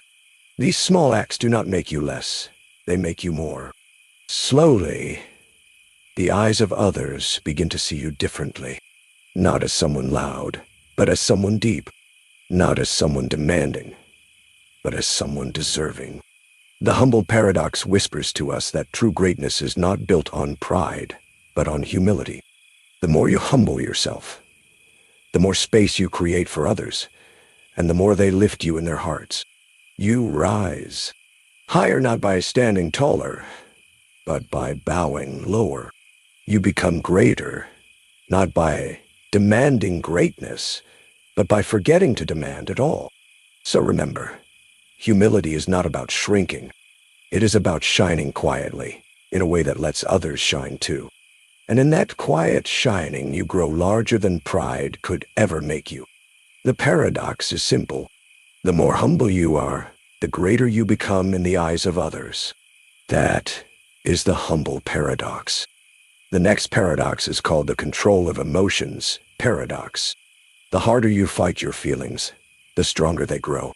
At first, this sounds counterintuitive. We are taught from an early age to control our emotions, to master them, to push down anger, to hide sadness, to silence fear. We imagine that the more we resist these feelings, the weaker they become. And yet, life teaches us the opposite. The harder we fight emotions, the more powerful they grow. Suppressed anger turns into rage. Ignored sadness becomes despair. Rejected fear multiplies in the shadows. The paradox whispers, control does not come through force, but through acceptance. The way to calm feelings is not to crush them, but to allow them to pass like waves. Think of anger. A person feels insulted. Their pride is wounded. They tell themselves, I must not feel angry. I must bury this. But the more they deny it, the more the anger burns, searching for cracks to escape. It shows up in harsh words, in sharp tones, in sudden explosions. The act of fighting anger gives it energy. But if the same person allows themselves to feel it fully, to breathe into it, to recognize it as human, the fire begins to cool. What was once overwhelming softens into clarity. We can see this in grief as well. A person loses someone they love. They try to be strong, to smile, to continue as if nothing has happened. They fear being swallowed by sorrow, but the grief grows heavier with every denial. It seeps into the body, into dreams, into the quiet moments when no one is watching. Yet, when the same person allows themselves to cry, to sit with the loss, to feel it deeply, something shifts. The grief does not vanish, but it moves. It flows like a river instead of becoming a stagnant pool. The paradox unfolds. The less you resist the pain, the more it begins to release you. History shows us the power of this truth. The Stoic philosophers of ancient Rome did not teach the destruction of emotion, but the understanding of it. Marcus Aurelius wrote in his Meditations that emotions cannot be avoided, but they can be observed, allowed to pass without being chained to them. The wisdom was not in fighting feelings, but in learning to witness them. Similarly, in Buddhism, the teaching is clear. Clinging and resisting both create suffering. Only acceptance brings peace. The harder you fight emotions, the more tightly they cling. The more gently you acknowledge them, the more they dissolve. This paradox touches love as well. Many fear vulnerability, fearing the pain of rejection. They try to fight down the feelings of affection, convincing themselves not to care. But the more they deny love, the stronger it grows beneath the surface, often twisting into longing, frustration, or regret. Yet, when they allow themselves to feel, to admit tenderness, even with the risk of pain, love becomes lighter, freer, more real. The attempt to crush emotion makes it unbearable. The willingness to experience it makes it beautiful. In everyday life, this paradox unfolds quietly. Imagine someone nervous before a public speech. They feel anxiety rising and tell themselves, "Do not be anxious. Do not feel fear." But every command makes the fear sharper. The heartbeat quickens, the palms sweat, the voice shakes. The fight against fear multiplies it. Now imagine the same person acknowledging the fear, whispering inwardly, "Yes, I am afraid, and that is natural." In that moment, acceptance softens the grip. The fear remains, but it no longer dominates. The paradox reveals itself again. By allowing fear, you weaken its control. Even in health, the paradox is clear. People who fight emotions relentlessly often suffer in the body. Stress accumulates, blood pressure rises, the immune system weakens. Suppression of feelings is not strength, is poison. On the other hand, those who accept their emotions, who allow themselves to feel sadness, to feel anger, to feel joy without judgment, often live calmer, healthier lives. The body reflects what the heart allows. Consider also the financial world. A person terrified of losing money fights their fear of risk, telling themselves never to feel anxious. But the suppressed anxiety leaks into every decision, making them impulsive, reckless, or paralyzed. Yet another person acknowledges the fear, studies it, accepts it as part of the process of investing or building wealth. By not fighting the emotion, they find balance. The paradox is everywhere. What you resist grows. What you accept transforms. Think of nature. A river blocked by stones grows turbulent, pressing harder against the dam, swelling, threatening to flood. But a river allowed to flow moves calmly, carrying its waters forward. Our emotions, our rivers. Block them, and they roar. Let them move, and they find their way peacefully to the sea. Relationships also reveal this paradox. Power. Couples who constantly fight their own emotions often struggle. One feels jealous but tries to bury it, and soon the jealousy becomes mistrust, suspicion, distance. Another feels hurt but refuses to admit it, and the hidden wound becomes resentment. But couples who allow space for feelings, who listen, who say, "I feel this and it is real," discover that emotions lose their destructive power when shared openly. Fighting feelings builds walls. Accepting feelings builds bridges. The paradox even touches creativity. Writers who fight writers block by forcing words, often make it worse. Musicians who resist frustration in practice tighten their minds until music feels impossible. But when they relax, when they say, "Yes, I feel stuck," and that too is part of the process, the flow returns. Fighting emotions and creativity makes them giants. Accepting them makes them companions. Why does this paradox exist? Because emotions are signals, not enemies. They are waves of energy passing through us, messages from the body and mind. When we fight them, we tell them they are dangerous, and so they return, stronger, demanding to be heard. When we accept them, they complete their message and fade. Suppression creates chains.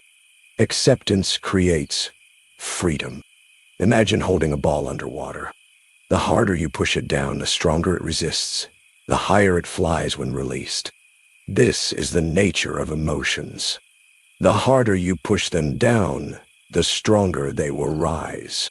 But if you simply let the ball float on the surface, it rests calmly. No struggle, no force. Even spiritually, the paradox speaks deeply. Many people try to fight their own thoughts, their own inner storms. But meditation teaches the opposite. Do not fight the mind. Watch it. Allow the emotions to rise and fall like clouds drifting across the sky.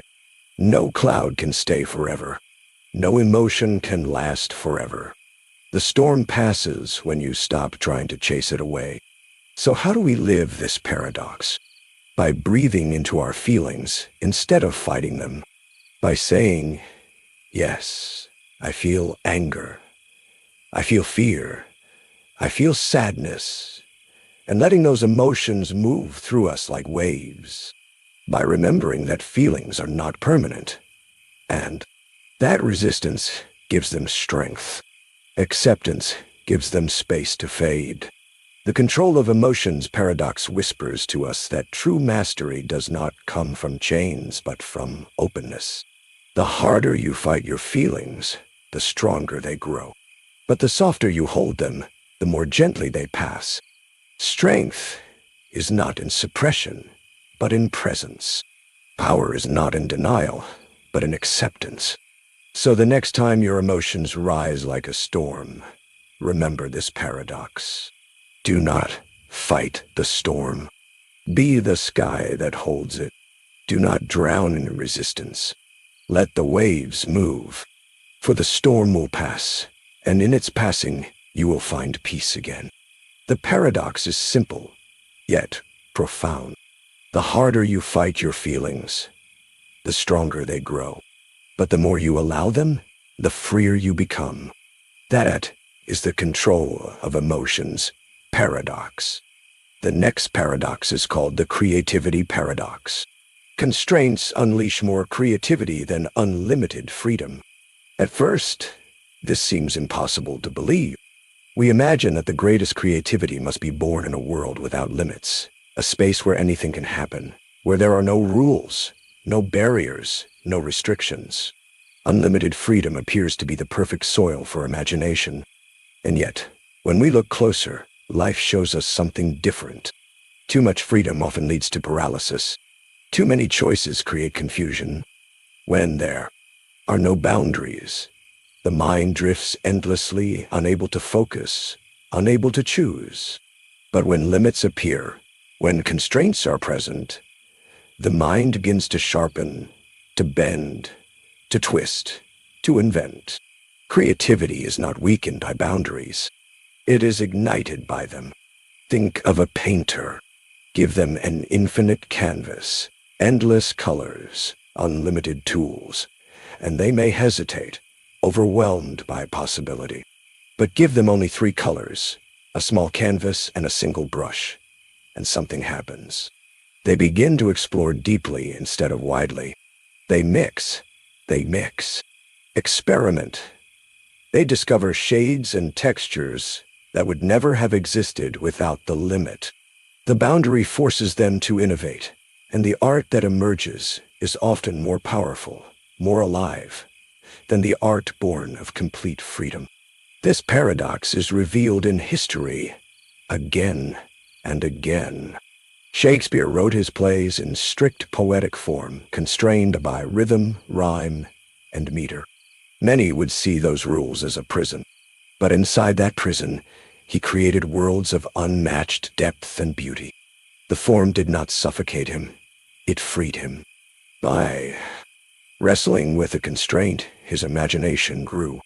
Similarly, The great composers of classical music often worked within rigid structures. Symphonies had rules, sonatas had patterns, fugues had forms. Yet within those forms, they unleashed endless invention. The boundaries gave them direction. Without them, the music might have dissolved into noise. Even in science, the paradox holds. Scientists are constrained by the laws of nature. They cannot simply invent new physics. They must work within the rules of reality. But it is those very rules that push them to dig deeper, to search for hidden patterns, to find elegant solutions to stubborn problems. The boundary of reality forces the mind to explore its edges, and in doing so, new discoveries are born. Why does this paradox exist? Because the mind is both vast and restless. When it faces infinite freedom, it floats aimlessly, unable to choose a path. But when it encounters limits, it begins to focus, to channel its energy, to discover hidden possibilities within the narrow space. Constraints sharpen the mind the way pressure sharpens a diamond. Without them, creativity remains formless. With them, it becomes radiant. Think of love. Relationships, too, are shaped by limits. If love were only about freedom, with no commitment, no boundaries, it would scatter like dust. But when two people agree on limits, on promises, on sacrifices, on choosing one another, something deeper is born. Within those boundaries, creativity blossoms. Couples invent rituals, small acts of kindness, secret languages of love that grow only because of the chosen limits. The paradox is clear. Love becomes most alive when it agrees to boundaries. In daily life, we can see the same truth. A person who has unlimited time to finish a task often delays endlessly, wandering from idea to idea. But give them a deadline, and suddenly, creativity sparks. Ideas arrive, solutions appear, energy rises. The constraint of time awakens the hidden power of the mind. Students know this. Writers know this. Workers know this. The ticking clock transforms the fog of thought into focus. The creativity paradox also appears in money. When resources are unlimited, when wealth is vast, people often lose the spark to invent. They can buy anything, and so they create little. But when resources are limited, when money is scarce, creativity awakens. People learn to repair, to reuse, to invent new ways of living. Some of the most groundbreaking businesses were born from scarcity, not abundance. The limit forced innovation, and the world changed. Consider technology. In the early days of space exploration, scientists had to work with computers far weaker than the phones we carry. Today, memory was scarce, processing power was limited, every calculation had to be carefully measured. And yet within those constraints, humans built rockets, traveled beyond the atmosphere, walked on the moon. The very limits of technology ignited the fire of invention. Unlimited resources might not have produced the same brilliance. This paradox is also clear in health. A body that faces no resistance, no challenge, no strain, does not grow. Muscles become strong only through limits, through the weight that resists them, through the push against what feels difficult. Endurance grows only when the lungs face limits, when the heart is tested. The boundary of resistance is what unlocks strength. Without it, the body weakens. Constraints are not enemies. They are teachers. Even in the natural world, this truth is everywhere.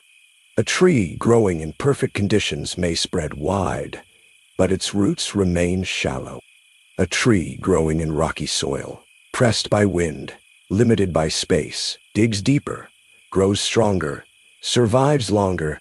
The constraint becomes the source of resilience. The struggle becomes the birthplace of greatness. Why does freedom without limits often fail? Because endless choice dilutes desire. When everything is possible, nothing feels urgent. But when possibility narrows, passion sharpens. We begin to pour ourselves into the few paths available, and in doing so, discover depths we would never have touched otherwise. Think of poetry. To write in free verse may feel liberating, but sometimes the words scatter. To write in strict form with rhyme and meter forces the poet to twist, to bend, to wrestle with it. Language until it sings. The boundary does not kill the poem. It gives it life. Or think of cooking. A chef with unlimited ingredients may feel overwhelmed, unsure where to begin. But a chef with only a few simple ingredients, bread, cheese, tomatoes, may invent something timeless, like pizza. The constraint births creativity. The paradox whispers, the fewer the tools, the greater the invention. Even spiritually, the paradox is profound. Many people seek freedom by rejecting all rules, believing that true peace comes from endless choice. But often, they feel more lost, more restless. Others embrace discipline, rituals, daily practices.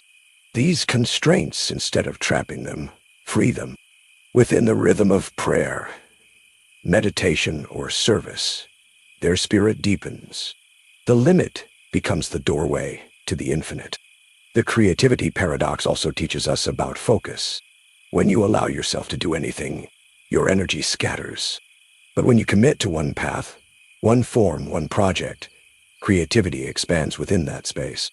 The narrowing of focus is not the end of possibility. It is the beginning of depth. The ocean of creativity is discovered not by floating everywhere, but by diving deeply in one place. So how do we live this paradox? By embracing constraints instead of fearing them. By seeing limits not as prisons, but as invitations. When you face scarcity, remember that it is the soil of invention. When you face rules, remember that they are the frame of art. When you face time running out, remember that urgency awakens genius. Constraints are not the end of creativity. They are its beginning. Imagine life as a musical instrument. If the strings are too loose, they make no sound. If they are too tight, they snap. But when tuned with the right balance of tension and limit, they sing. Your creativity is the same.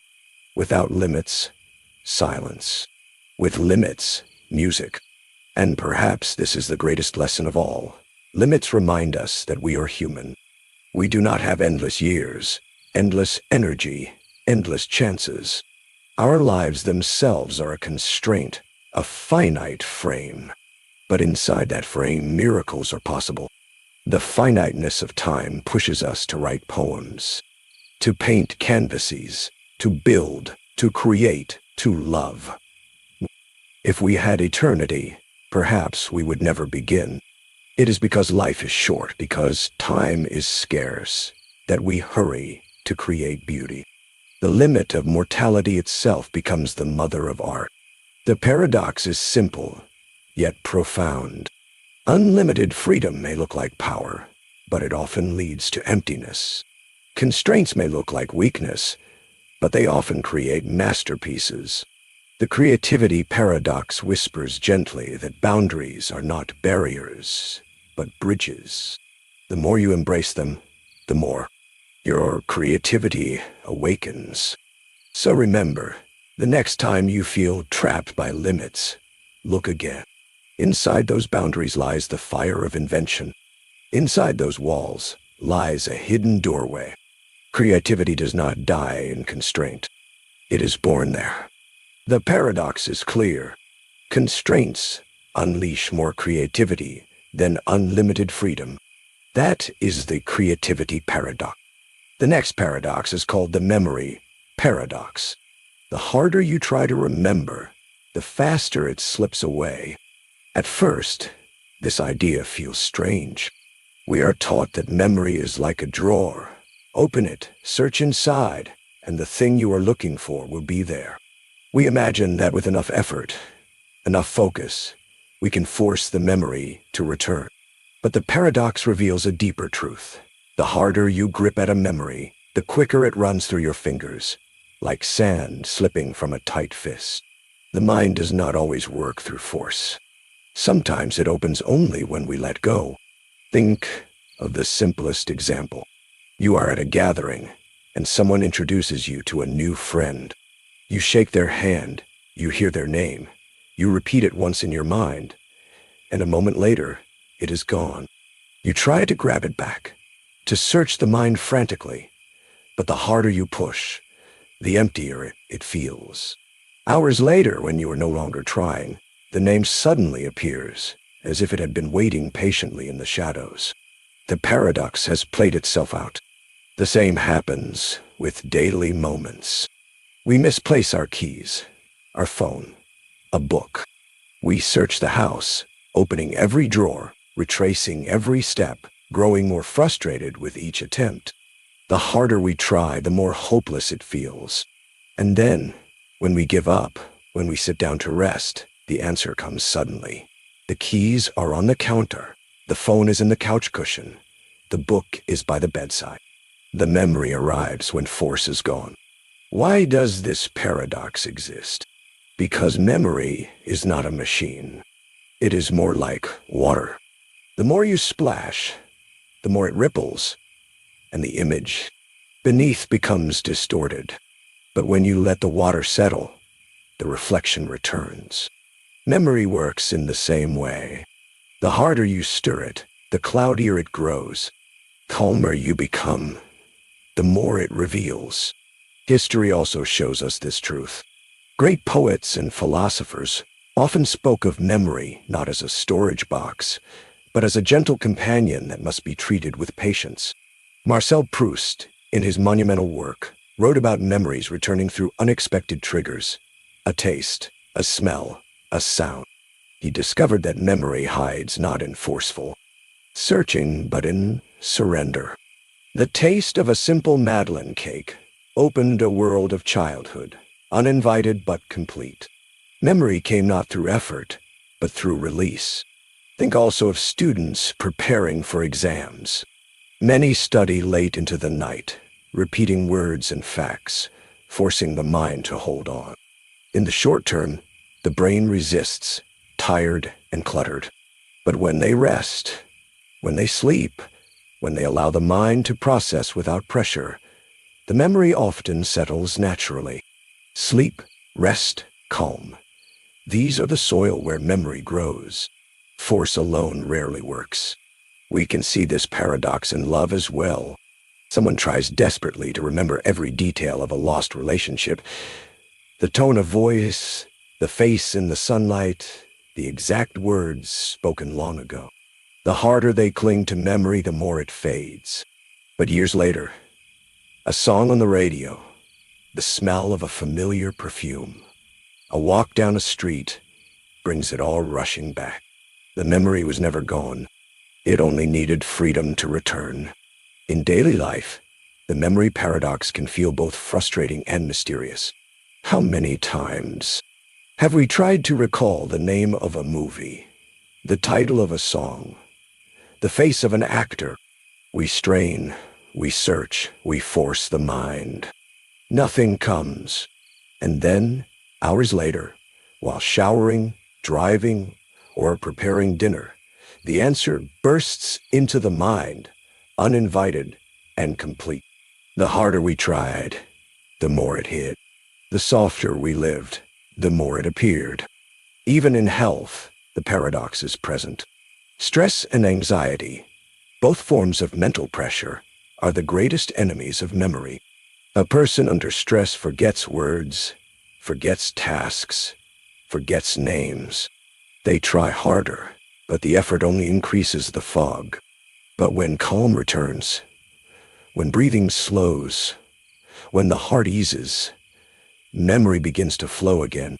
This is why relaxation techniques, meditation, and mindfulness often improve memory, not because they force the mind, but because they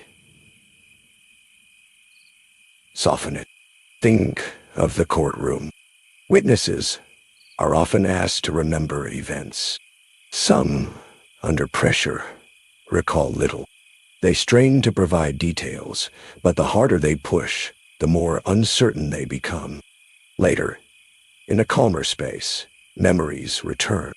This is why investigators sometimes use patience, asking questions gently, allowing memories to surface on their own. The paradox holds. Force hides, calm reveals. The paradox also whispers in creativity. Writers sometimes try desperately to remember the perfect line, the perfect phrase, the spark of an idea that came earlier. The more they struggle, the further it drifts away. But when they walk away, take a stroll, or sleep, the line returns, often more beautifully than before.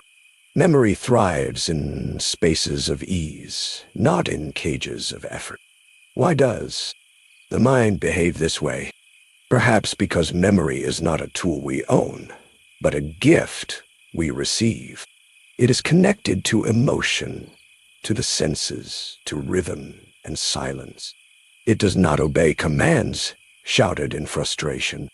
It obeys patience, stillness, openness.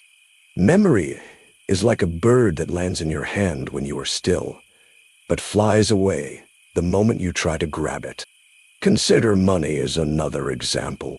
People who obsess over every dollar often forget the bigger picture. They try so hard to track every cent that they miss the true value of time, relationships, and experiences.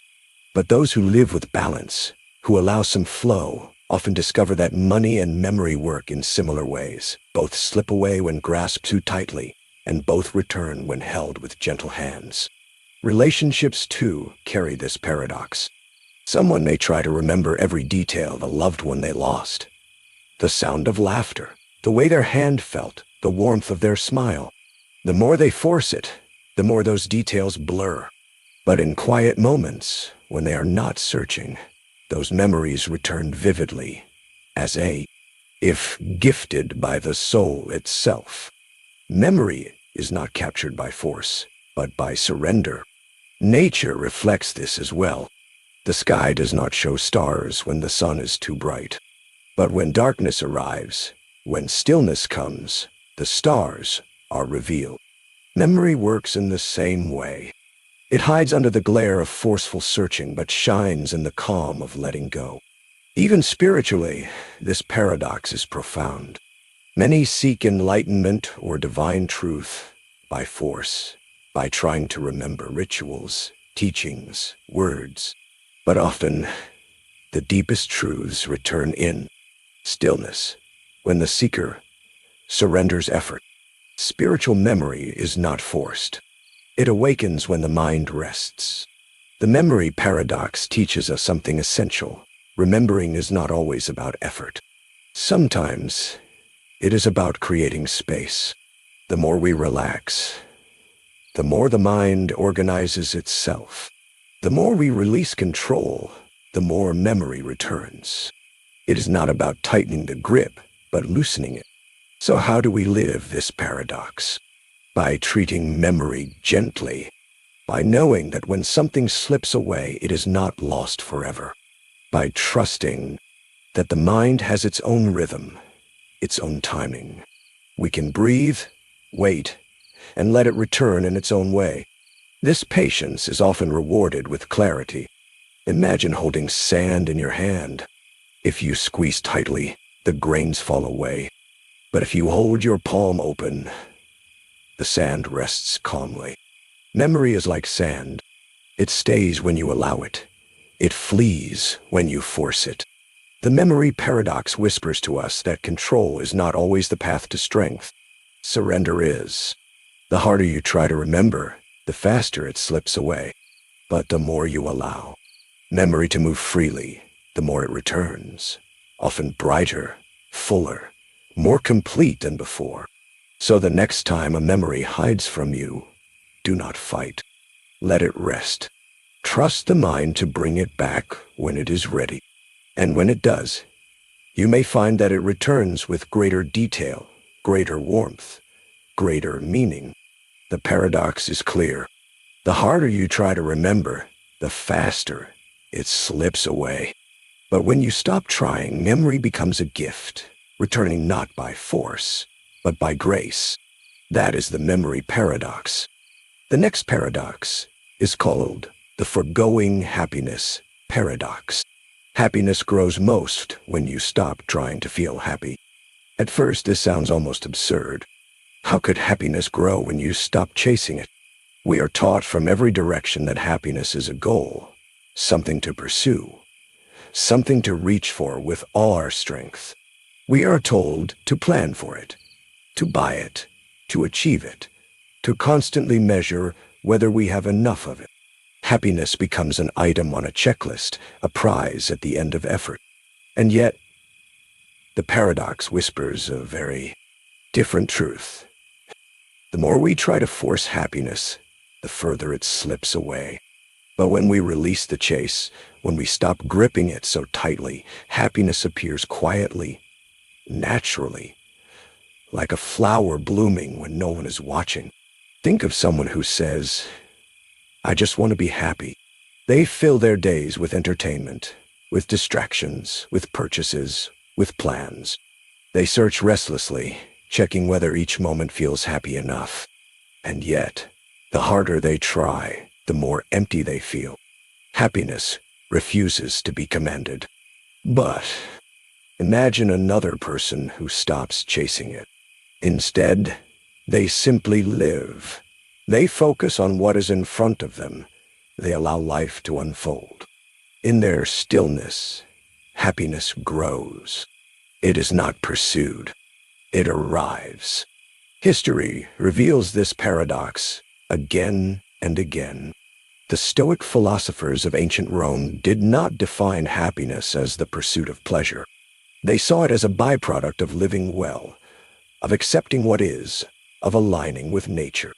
Marcus Aurelius wrote that happiness is not found by chasing it, but by ceasing to need it at every moment.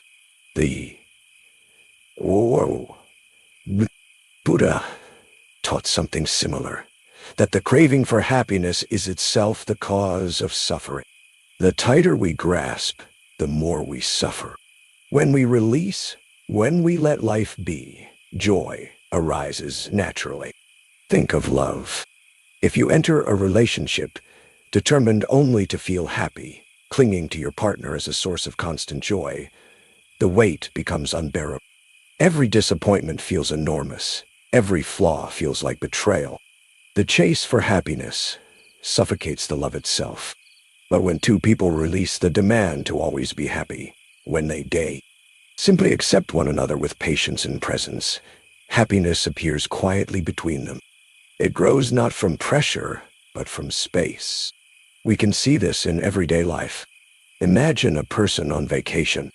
They have planned every detail, booked every moment, determined that this week must be the happiest of the year. They count each hour, checking whether they feel happy enough. But the constant measuring steals the joy.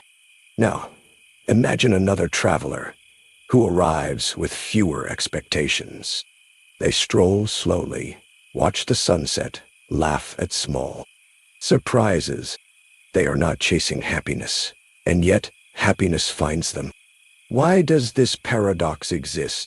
Because happiness is not a thing to hold.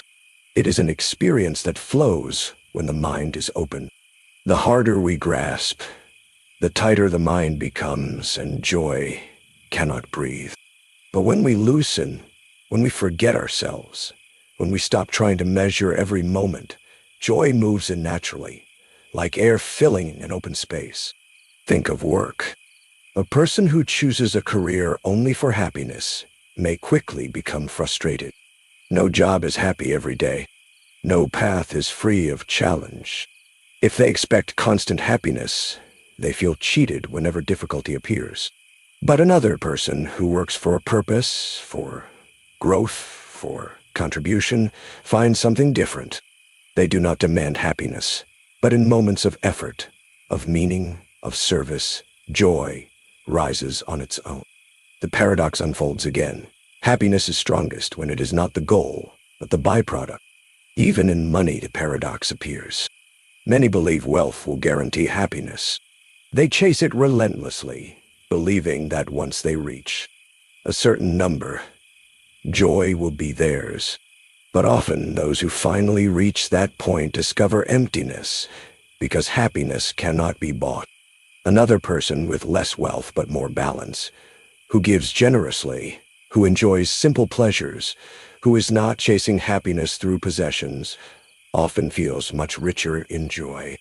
The happiness they did not chase becomes the happiness they live. Consider health.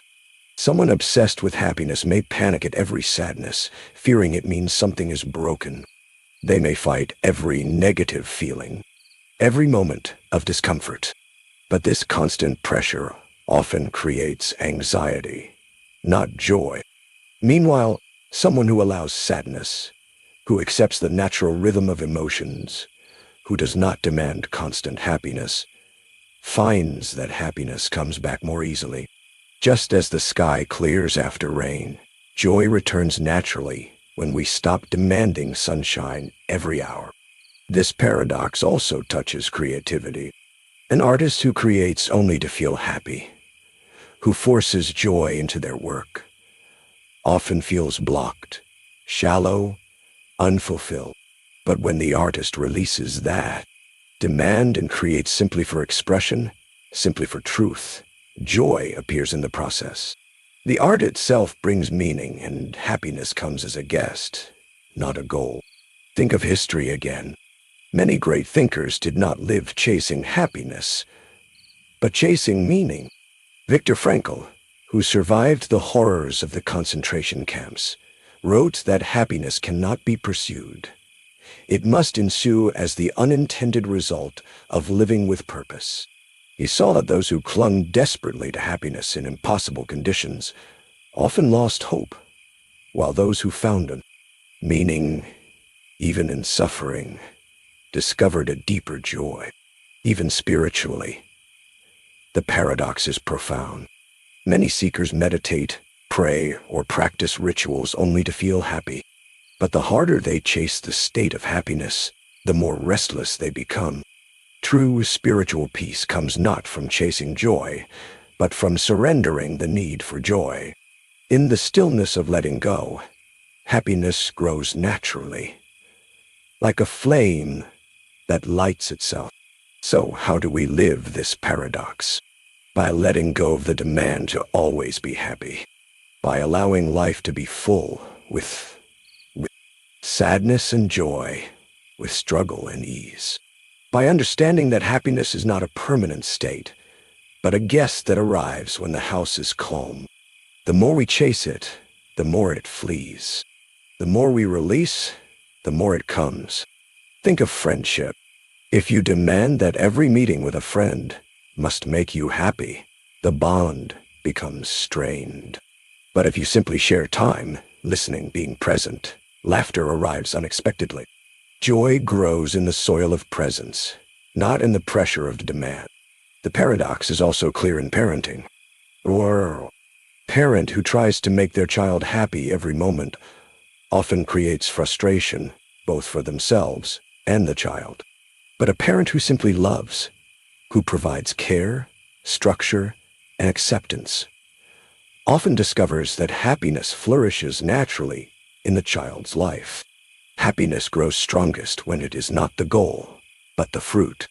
Imagine happiness as a butterfly. The more you chase it, the further it flies away. But if you sit quietly, still and patient, the butterfly may land softly on your shoulder. This is the essence of the foregoing. Happiness paradox. D. Happiness in the end is not a trophy, but a shadow that follows you when you walk with purpose.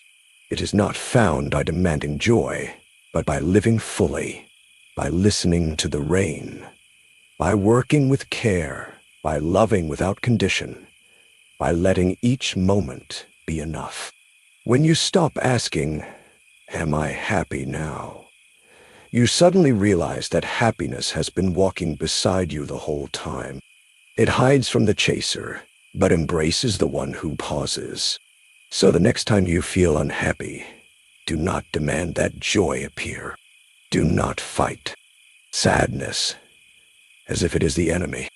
Simply allow it, live through it, and continue walking. Happiness will return, not because you chased it, but because you allowed space for it to grow. The paradox is simple, but profound. Happiness grows most when you stop trying to feel happy. That is the foregoing happiness paradox. The next paradox is called the respect paradox. The less you demand respect, the more you are respected. At first, this may sound confusing. We grow up in a world where respect is spoken of as something to be earned, something to be claimed, something that must be defended. From childhood, we hear phrases like, "Stand up for yourself," or "Don't let anyone disrespect you." We are told that if we demand respect loudly enough, others will give it to us. And yet, when we look closely, life reveals a very different truth. Those who demand respect often receive only fear, resistance, or shallow obedience. But those who live humbly, who act with quiet integrity, who give respect before asking for it, find themselves respected most of all. The paradox whispers, the less you demand respect, the more it naturally arrives. Think of a boss in a workplace. One shouts, threatens, and insists on obedience. Their employees follow orders, but not out of admiration. They follow out of fear, counting the hours until they can leave. When the boss is not watching, the respect vanishes, replaced with wow, resentment. Another boss, however, speaks gently, listens carefully, and treats each worker as valuable. They never demand respect, but they give it freely. And slowly, the workers admire them deeply, following not because they must, but because they want to. Respect that is forced crumbles quickly. Respect that is given freely returns multiplied. This paradox shows itself in families as well. Imagine a parent who constantly reminds their children, "You must respect me. You must obey me." At first, the child complies, but inside there is resistance. Over time, the forced respect becomes rebellion. Now think of a parent who guides with patience, who admits when they are wrong, who apologizes sincerely, who respects the child's feelings as real. That parent may never use the word respect, but their children grow up admiring them, trusting them, honoring them naturally. The less they demanded, the more they received. Why does this paradox exist? Because true respect cannot be commanded. It can only be inspired. People may obey power, but they only respect character. And character shines not when it shouts, but when it lives quietly, consistently, without need for applause. Think of history. The great leaders we remember with admiration are rarely the ones who shouted the loudest. They are the ones who carried themselves with dignity and humility. Mahatma Gandhi did not demand respect. He walked barefoot, lived simply, and respected even his enemies. And yet, millions followed him. Nelson Mandela spent decades in prison, but emerged with humility and forgiveness. He did not insist the world respect him. Gave respect even to those who harmed him. And because of this, respect for him became unshakable. The paradox is also visible in love. A partner who constantly says, "You must respect me," often reveals insecurity. They demand respect as if it is a debt owed. But real love thrives when respect flows naturally, when each partner honors the other without demand. The less you insist, the more it grows. Respect in love is not claimed. It is shared, it is nurtured, it is given and returned freely. In friendships, the same truth unfolds. The friend who constantly reminds others of their importance, who demands to be admired, who insists on recognition, often finds themselves alone. But the friend who listens, who values others, who never boasts, slowly becomes the most respected in the group. Respect rises from humility, not demand. Even in the pursuit of money and success, this paradox touches us. A wealthy person who flaunts their riches, demanding admiration, often receives envy, not respect. People may notice them, but notice is not the same as honor. Another wealthy person may live quietly, share generously, and treat others kindly. They may never ask for respect, but their name carries weight. People speak of them with warmth, not because of what they demanded, but because of who they are. The paradox exists because respect is rooted in freedom. When someone demands it, they try to take away your freedom to choose. They say, "You must admire me." And the human heart resists, because real respect cannot be forced. But when someone lives with humility, leaving you free to admire or not, your heart opens. And in that freedom, respect flourishes. Consider health as well. A person who disrespects their own body while demanding respect from others often finds contradiction. If you do not respect yourself, how can others truly respect you?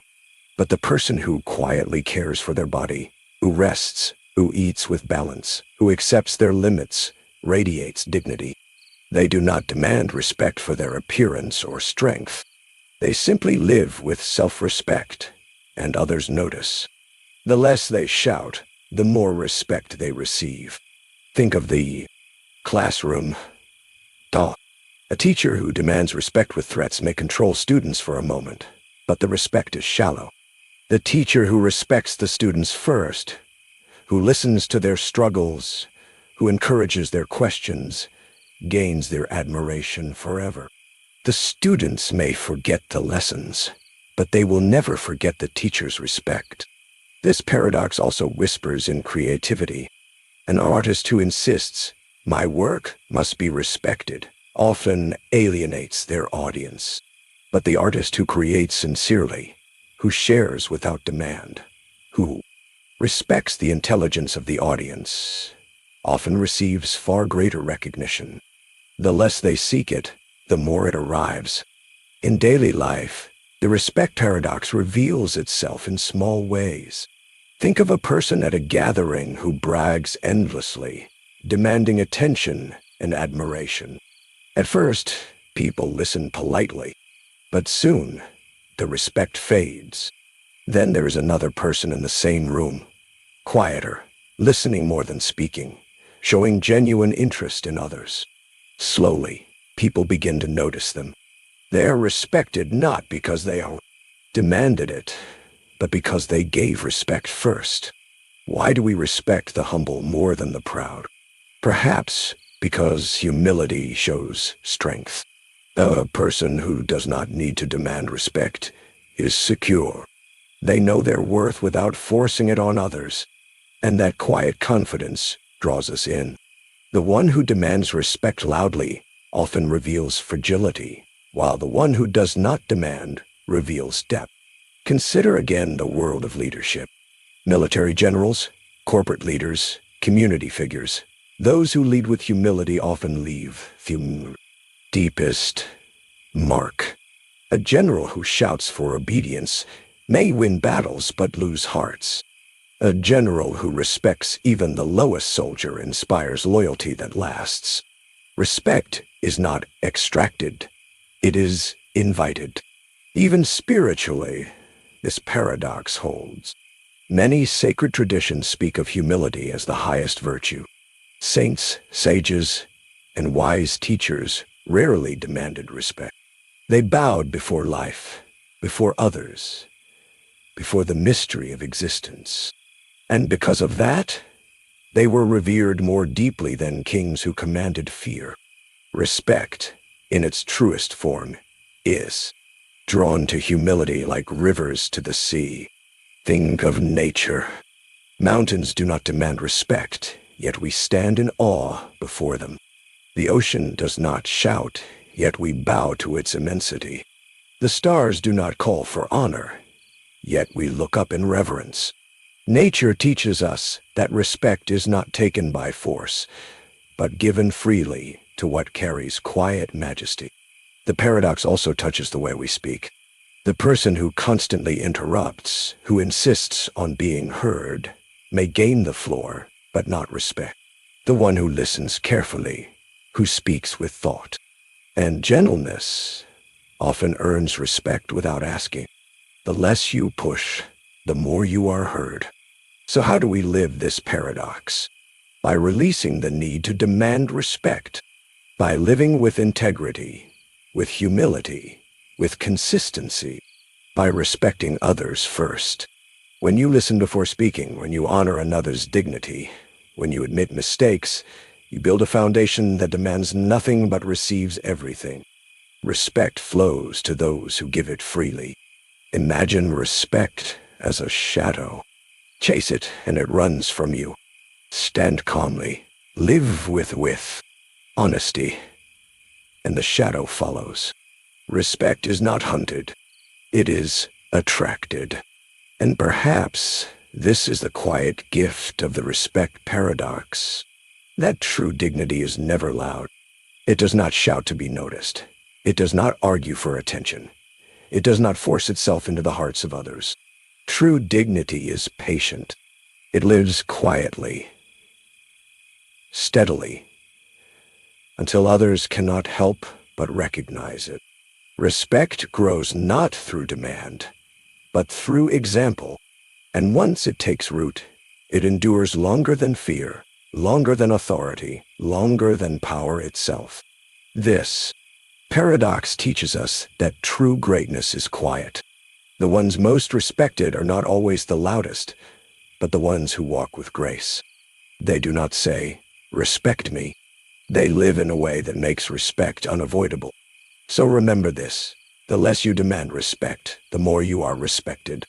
Not because others owe it to you, but because respect grows naturally around humility, around patience, around dignity. Live with these, and respect will come, unforced, unwavering, and true. That is the respect paradox. The next paradox is called the health paradox.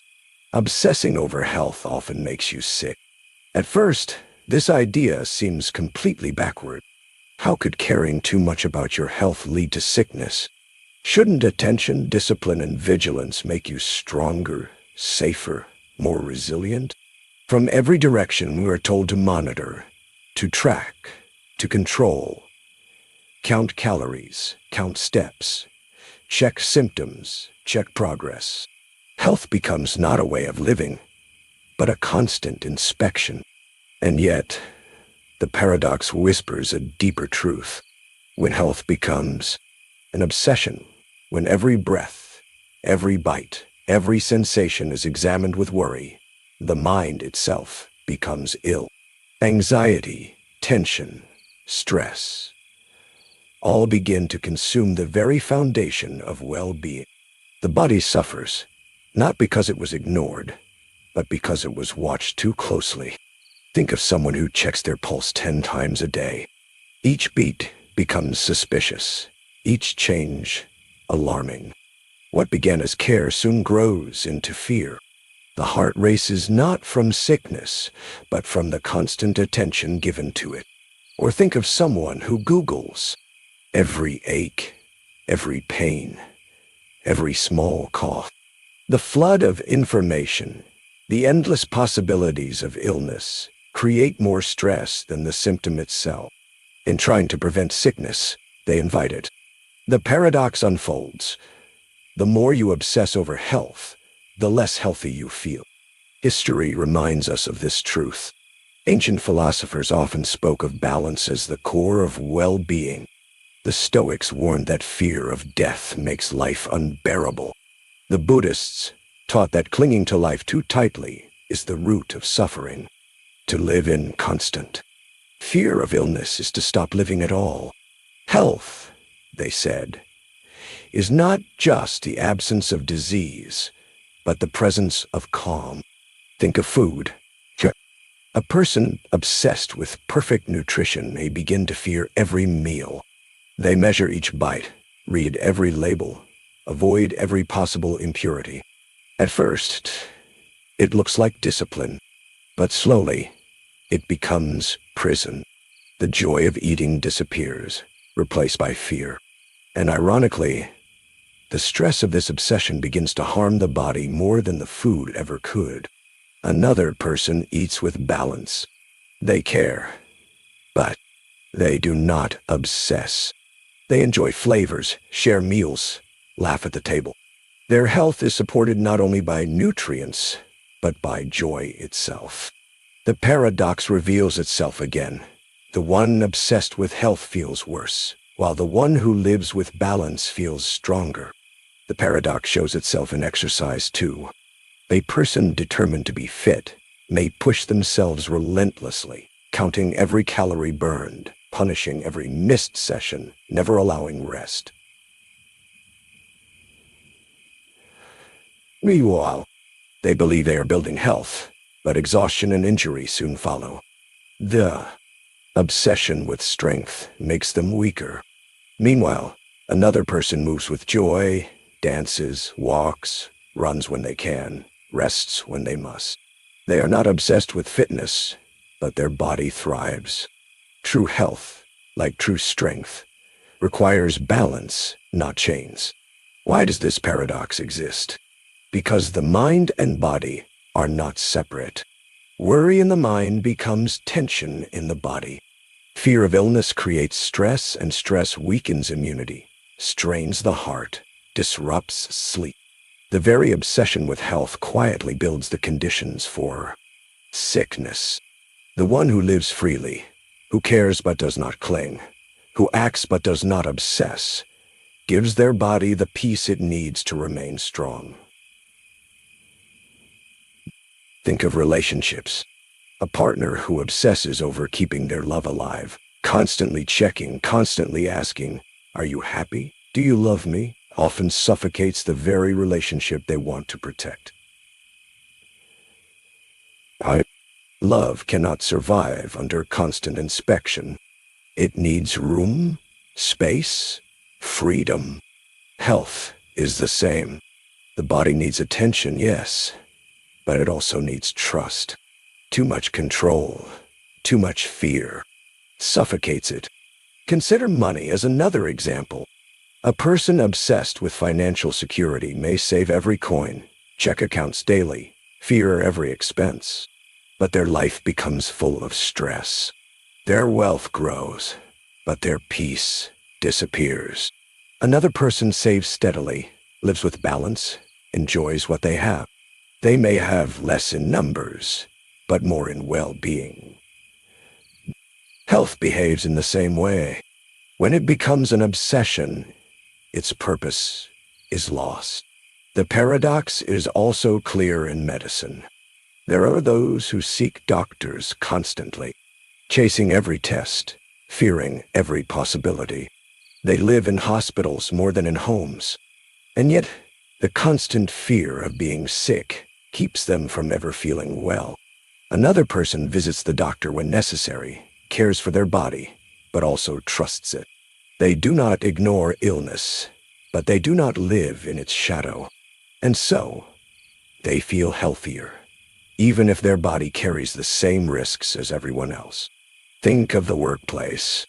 Someone who obsesses over burnout, constantly checking whether they are stressed, constantly fearing fatigue, may find themselves exhausted simply from the thought. Their body grows heavy under the weight of their worry. Meanwhile, someone else works hard, rests when they can, accepts the flow of busy and calm days. They do not measure every ounce of stress, and so they feel lighter, more capable.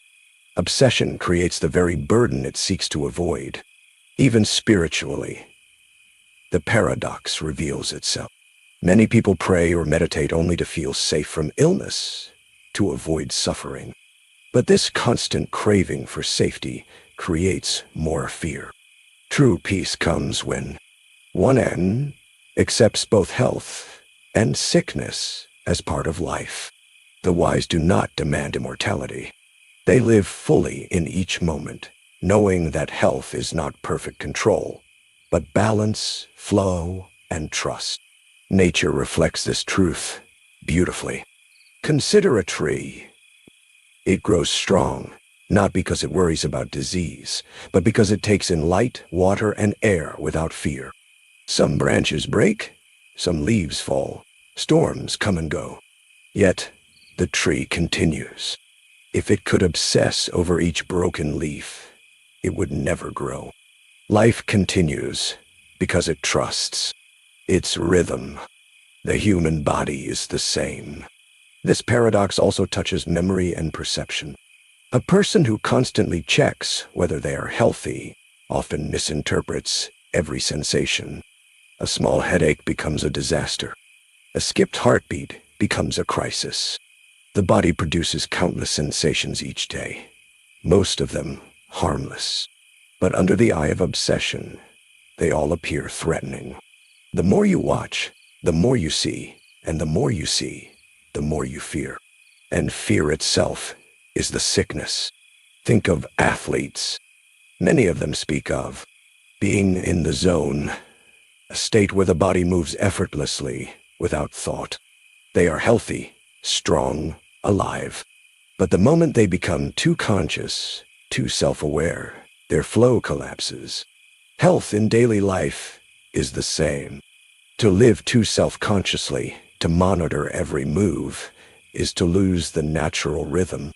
Health flourishes when you forget yourself, when you live freely, when you allow the body to be. The paradox whispers again in aging. Some people fight aging with every product, every surgery, every desperate attempt to stay young. But the more they fight, the more trapped they feel, as if every wrinkle is a defeat. Another person accepts aging, embraces the natural flow of time, and in that acceptance, they radiate vitality. Their calmness is health itself. Youth is not preserved by obsession. It is preserved by peace. Even in creativity, the paradox appears. A writer who constantly checks whether they are inspired often feels blocked. An artist who obsesses over whether their work is perfect often loses their joy. In the same way, a person who constantly measures their health often loses the very feeling of being alive. Health is not an endless check of statistics. It is the natural rhythm of living. So how do we live this paradox? By caring without clinging, by respecting the body without fearing it, by listening without obsessing. Balance is the key. Eat well, but also enjoy food. Move the body, but also let it rest. Visit doctors when needed, but also trust your own resilience. Health is not built by constant fear, but by steady habits, by joy, by calm. Imagine health as a bird. If you chase it constantly, it flies further away. If you sit quietly, it may land gently on your shoulder. The bird cannot be caught by force. It comes by stillness, by patience, by trust. Think of laughter. Laughter is one of the simplest healers. And yet, you cannot force it. You cannot demand, "I must laugh now." It arises naturally, unexpectedly. And in its lightness, it brings healing to the body. Health is the same. It is not demanded, not gripped, not controlled. It is lived. And perhaps this is the heart of the paradox. Health is not a trophy to be won, not a record to be broken, not a statistic to be perfect. It is the art of living. It is found in the rhythm of breath, in the balance of effort and rest, in the ability to enjoy a meal without guilt, a walk without measurement, a night of sleep without fear. Health is less about chasing perfection and more about trusting imperfection. It is not the absence of storms, but the ability to bend like a tree and still stand tall after the wind has passed. The health paradox teaches us that the body and mind cannot thrive under constant inspection. Just as a flower cannot bloom while being pulled open, health cannot blossom while being forced. It grows best when nurtured gently, when allowed to follow its rhythm.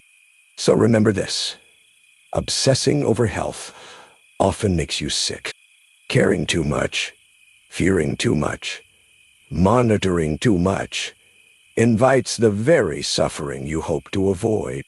True health grows in freedom, in joy, in balance. Eat, rest, love. Move, laugh, breathe. Without obsession. Live fully, and health will follow. That is the health paradox. The next paradox is called the listening paradox.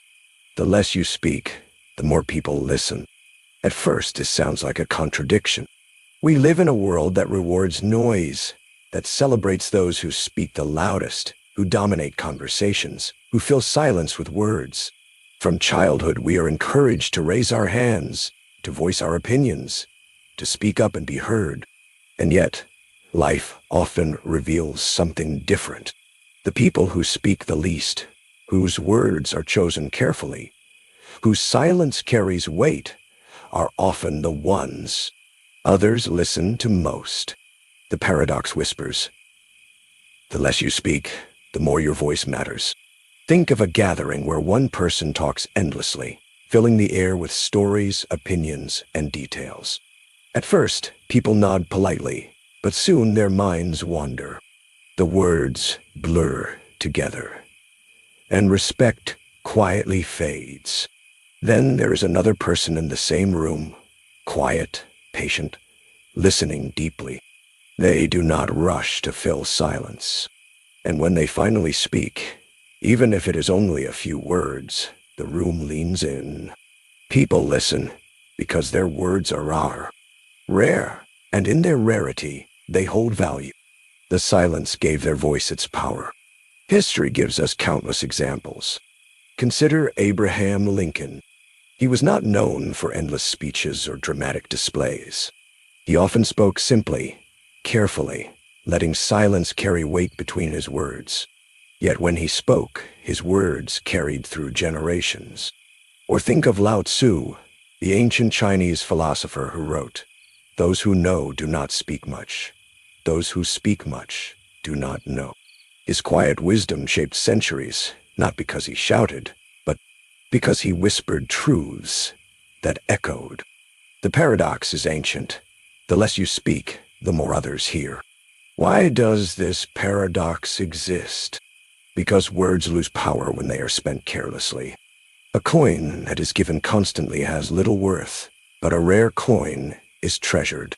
In the same way, voices that fill every moment fade into background noise, while voices that appear sparingly shine like light in darkness. Silence creates contrast, and contrast makes speech alive. Think of love. In relationships, one partner may constantly explain, argue, or defend. They fill the space with words, trying to control, to convince, to dominate. But their voice becomes heavy, almost ignored. The other partner, who listens deeply, who speaks less often but with care, becomes the one whose words carry weight. When they finally say, "I love you," or "I forgive you," or even just "I understand," those words echo far longer than endless speeches. The paradox unfolds in intimacy. The less you speak, the more you are truly heard. In friendships, the same truth is revealed. We all know someone who never stops talking, whose stories spin endlessly without pause. We also know someone who listens patiently, who rarely interrupts, who allows others to feel seen. And when that quiet friend finally shares their thought, we listen. Not only because their words are rare, but because their listening has earned our trust. Respect flows toward the one who listens. Silence becomes their strength. The listening paradox also appears in work and leadership. A boss who constantly talks, giving endless instructions, reminders, and lectures, soon loses the attention of their team. Their words drown in their own noise. But a leader who listens first, who speaks only when needed, gains power in every sentence. Their words guide, not because they were many, but because they were few and chosen. Workers respect a leader who respects them enough to listen. The less they demand attention, the more they receive it. Even in money, this paradox has a reflection. The person who brags endlessly about wealth, showing off possessions, talking about success, often earns envy but not admiration. People hear the words but do not respect the person. Meanwhile, another person, wealthy but quiet, who does not boast but listens with humility, becomes deeply respected. Their silence carries dignity, and in that dignity, their voice, when used, is trusted. The less they speak of wealth, the more weight their words about it carry. Think of health. A person who complains constantly about aches, pains, and worries may be heard at first, but soon their words lose impact. Others stop listening because the noise is constant. Another person who speaks, rarely about their discomfort, but listens to their body with patience and shares only when it matters, often finds others respond with care and attention. Their words are not lost in repetition, but carried carefully by those who hear them. Why is silence so powerful? Because silence is presence. When you listen, instead of speaking, you show respect. You show patience. You reveal strength. Silence gives others the space to express themselves, and in doing so, you gain trust. People do not remember the ones who spoke the most. They remember the ones who made them feel heard. And when you finally speak, they lean in because they know you are not wasting words. Your silence has prepared them to listen. The paradox whispers also in creativity. A writer who floods the page with endless words may lose the reader. But a writer who chooses words carefully, leaving space, silence, and pause, allows the reader to breathe, to feel, to reflect. In poetry, silence is as powerful as sound. In music, the pause between notes gives rhythm and life. In art, the empty space makes the form visible. The less is often more, and in the gap, the imagination awakens. Listening is the silence that makes communication art. Consider history again. Socrates was known for asking questions more than giving answers. His silence between questions drew wisdom out of others. He listened, and in that listening, people discovered truths within themselves. His greatness was not in constant speeches, but in the rare words that guided thought. Or think of leaders who shaped change not by shouting but by listening. The people trusted them because silence built respect. The paradox also applies in conflict. In arguments, the person who shouts the most, who talks endlessly, often convinces no one. Their words are resisted. Their voice becomes exhausting. But that the person who listens, who speaks sparingly, whose words are calm and measured, often carries the most influence. Silence disarms anger. Few words can dissolve what many words cannot. The less you speak, the more your voice cuts through the noise. Even spiritually, the paradox is profound. Many traditions teach that silence is the gateway to wisdom. In meditation, in prayer, in contemplation, it is not the flood of words, but the quiet of listening that opens truth. Those who speak less, who listen more, to others, to life, to the universe, carry a kind of gravity. Their words, when they finally arrive, feel like gifts. The less they speak, the more people listen. Nature teaches this lesson as well. The mountain does not shout, yet it commands awe. The ocean does not argue, yet it holds us in reverence. The stars do not speak, yet we look at them in silence, listening with our hearts. Nature shows us that silence is not emptiness, it is fullness. The less it speaks, the more we are moved to listen. Think of the rhythm of relationships again. A child often speaks endlessly, filling the air with questions. A parent listens patiently. And when the parent does speak, the child remembers those words for life. Wisdom is not in the many words spoken, but in the few words chosen. The paradox grows deeper. Sometimes silence itself is the teaching. The paradox is also visible in our inner lives. Our minds are full of words, thoughts, chatter, endless inner dialogue. We argue with ourselves, replay memories, imagine futures. The noise within can become deafening. But when we practice silence, when we listen inwardly without speaking to ourselves, something opens. Insight arises. Peace flows.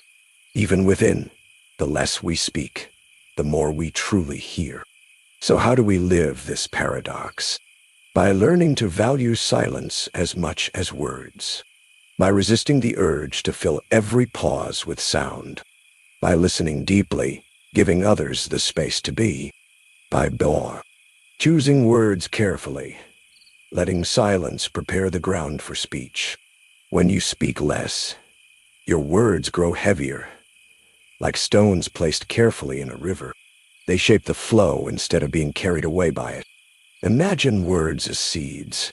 Scatter too many, and the soil cannot hold them all. Plant only a few, and each seed grows into something strong, lasting, and alive. The less you speak, the more your words take root. The more you listen, the deeper others grow into trust. And in that trust, your silence becomes more powerful than 1,000 speeches. The listening paradox teaches us that true power in communication is not noise, but presence. Respect is not earned by dominating the air, but by holding silence with dignity. Influence is not gained by shouting, but by listening. And when you do speak, people listen not because of the volume, but because of the weight behind your words. So remember this, the less you speak, the more people listen. Let silence be your companion. Let listening be your strength, and let your words, when they come, be rare, meaningful, and alive. For in the quiet of your presence, others will lean in, waiting, listening, and remembering what you say.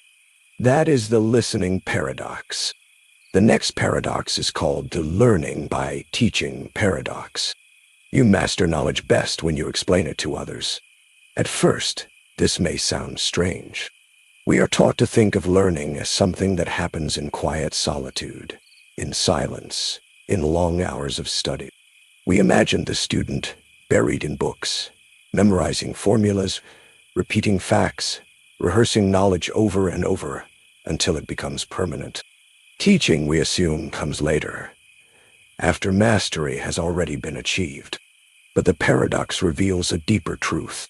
The moment you explain something to another person, your understanding deepens in ways you could not reach alone. Teaching is not the result of mastery. Teaching is the path to mastery.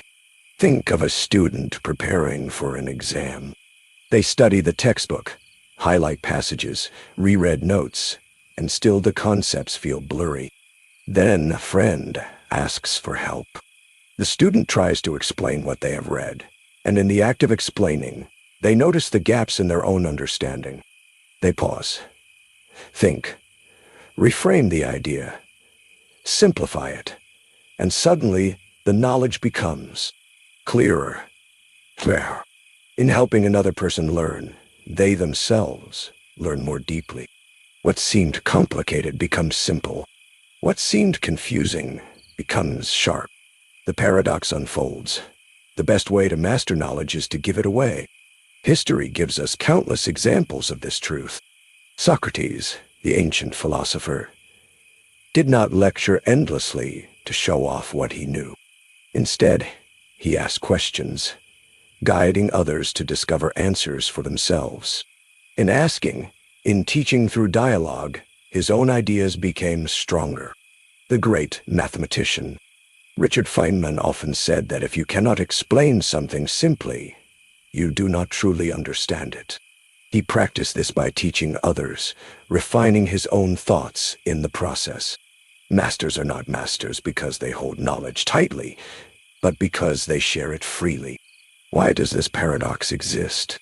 Because knowledge is not a possession. It is a living process. When you teach, you are forced to translate abstract ideas into language, into metaphors, into examples that another person can grasp. You move knowledge from the shadows of your mind into the light of clarity. And in that act, your own mind sees the knowledge anew. You realize where it was weak, where it was incomplete, where it was hidden in confusion. Teaching is the mirror that shows you what you truly know. Oh, think of love. In relationships, wisdom is often discovered in the sharing of it. A couple who talks openly, who teaches each other how they feel, how they see the world, how they understand life, end up knowing themselves more deeply. By explaining their inner world to another, they understand it better, themselves. Love grows through teaching, and the teaching itself becomes the learning. We see this paradox in friendships too. Imagine two friends, one of whom is struggling with a problem. The other begins to explain a lesson they once read, or a piece of advice they once heard. But in speaking it aloud, the words take new form. The advice feels clearer, stronger, more alive. The friend giving the advice learns just as much as the one receiving it. Sometimes, even more.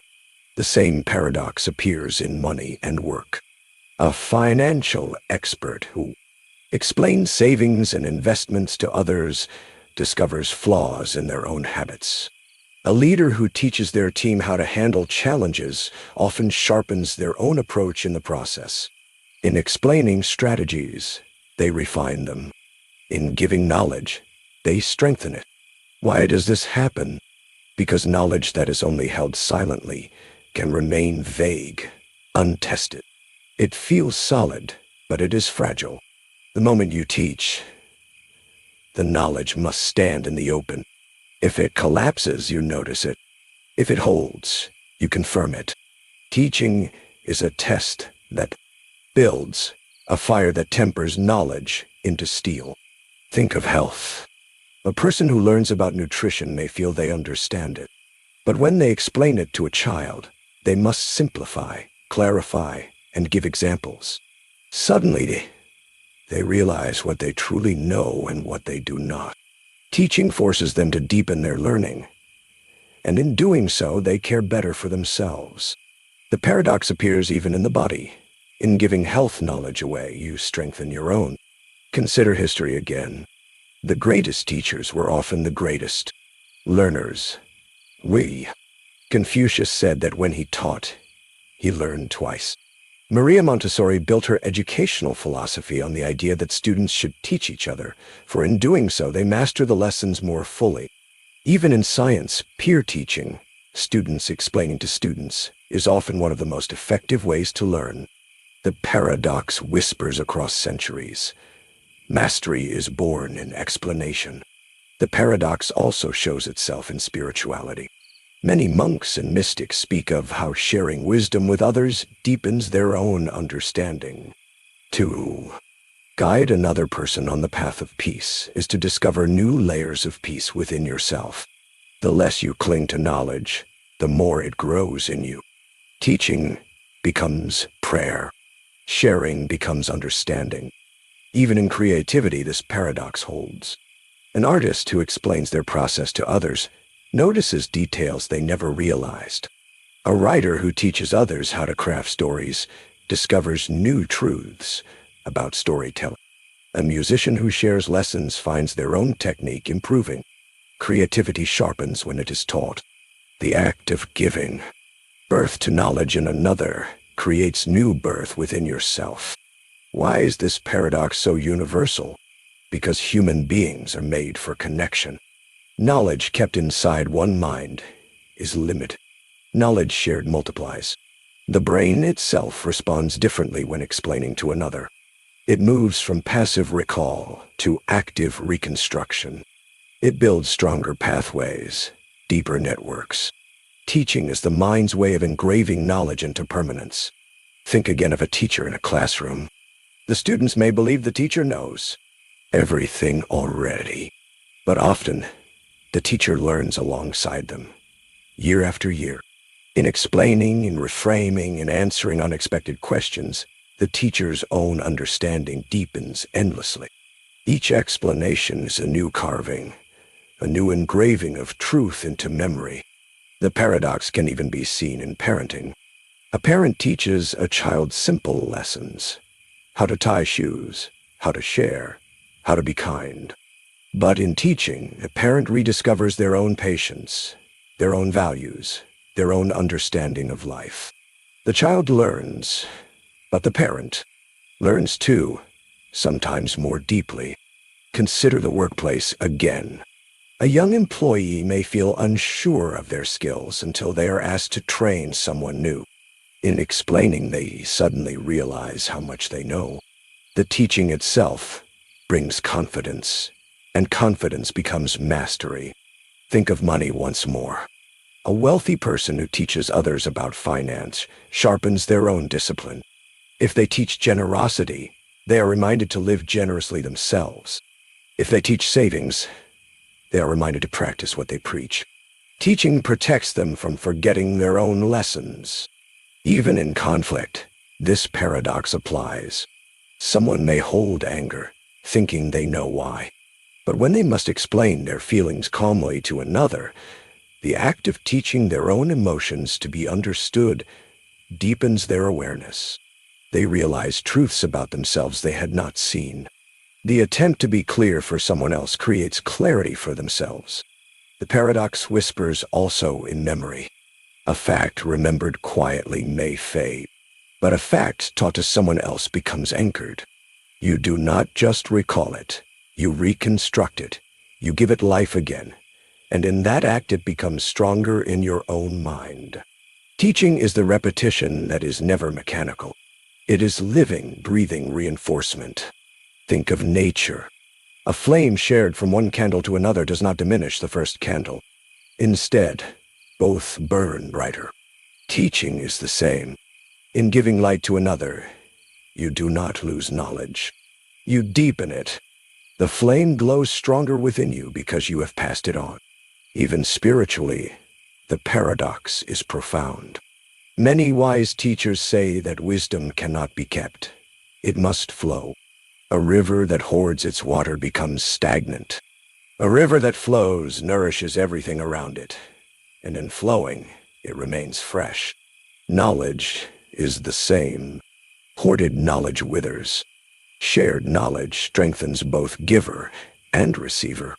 So how do we live this paradox? By remembering that teaching is not something to fear, not something that requires perfect mastery.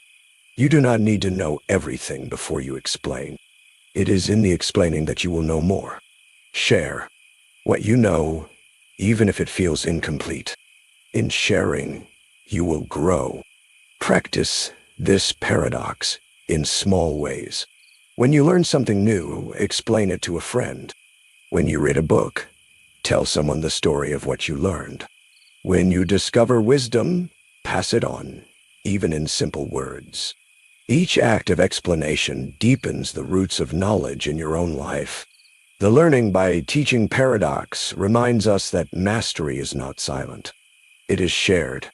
The less you cling to knowledge as something private, the more deeply it becomes yours. The more you give it away, the more it grows within you. So remember this: you master knowledge best when you explain it to others. Not because teaching is the end of learning, but because teaching is the highest form of learning itself. The paradox is simple, but profound. To give knowledge is to gain it. To share understanding is to deepen it. That is the learning by teaching paradox. That was just the beginning. Each paradox opened another door, another way of looking at life. And now, after this journey, the world feels different, softer, quieter, full of hidden meaning. Let these ideas settle inside you. No need to remember them all. They will stay, like seeds, growing silently. For tonight, just rest, breathe, slowly. Drift into sleep, knowing that life is richer and stranger than it first appears.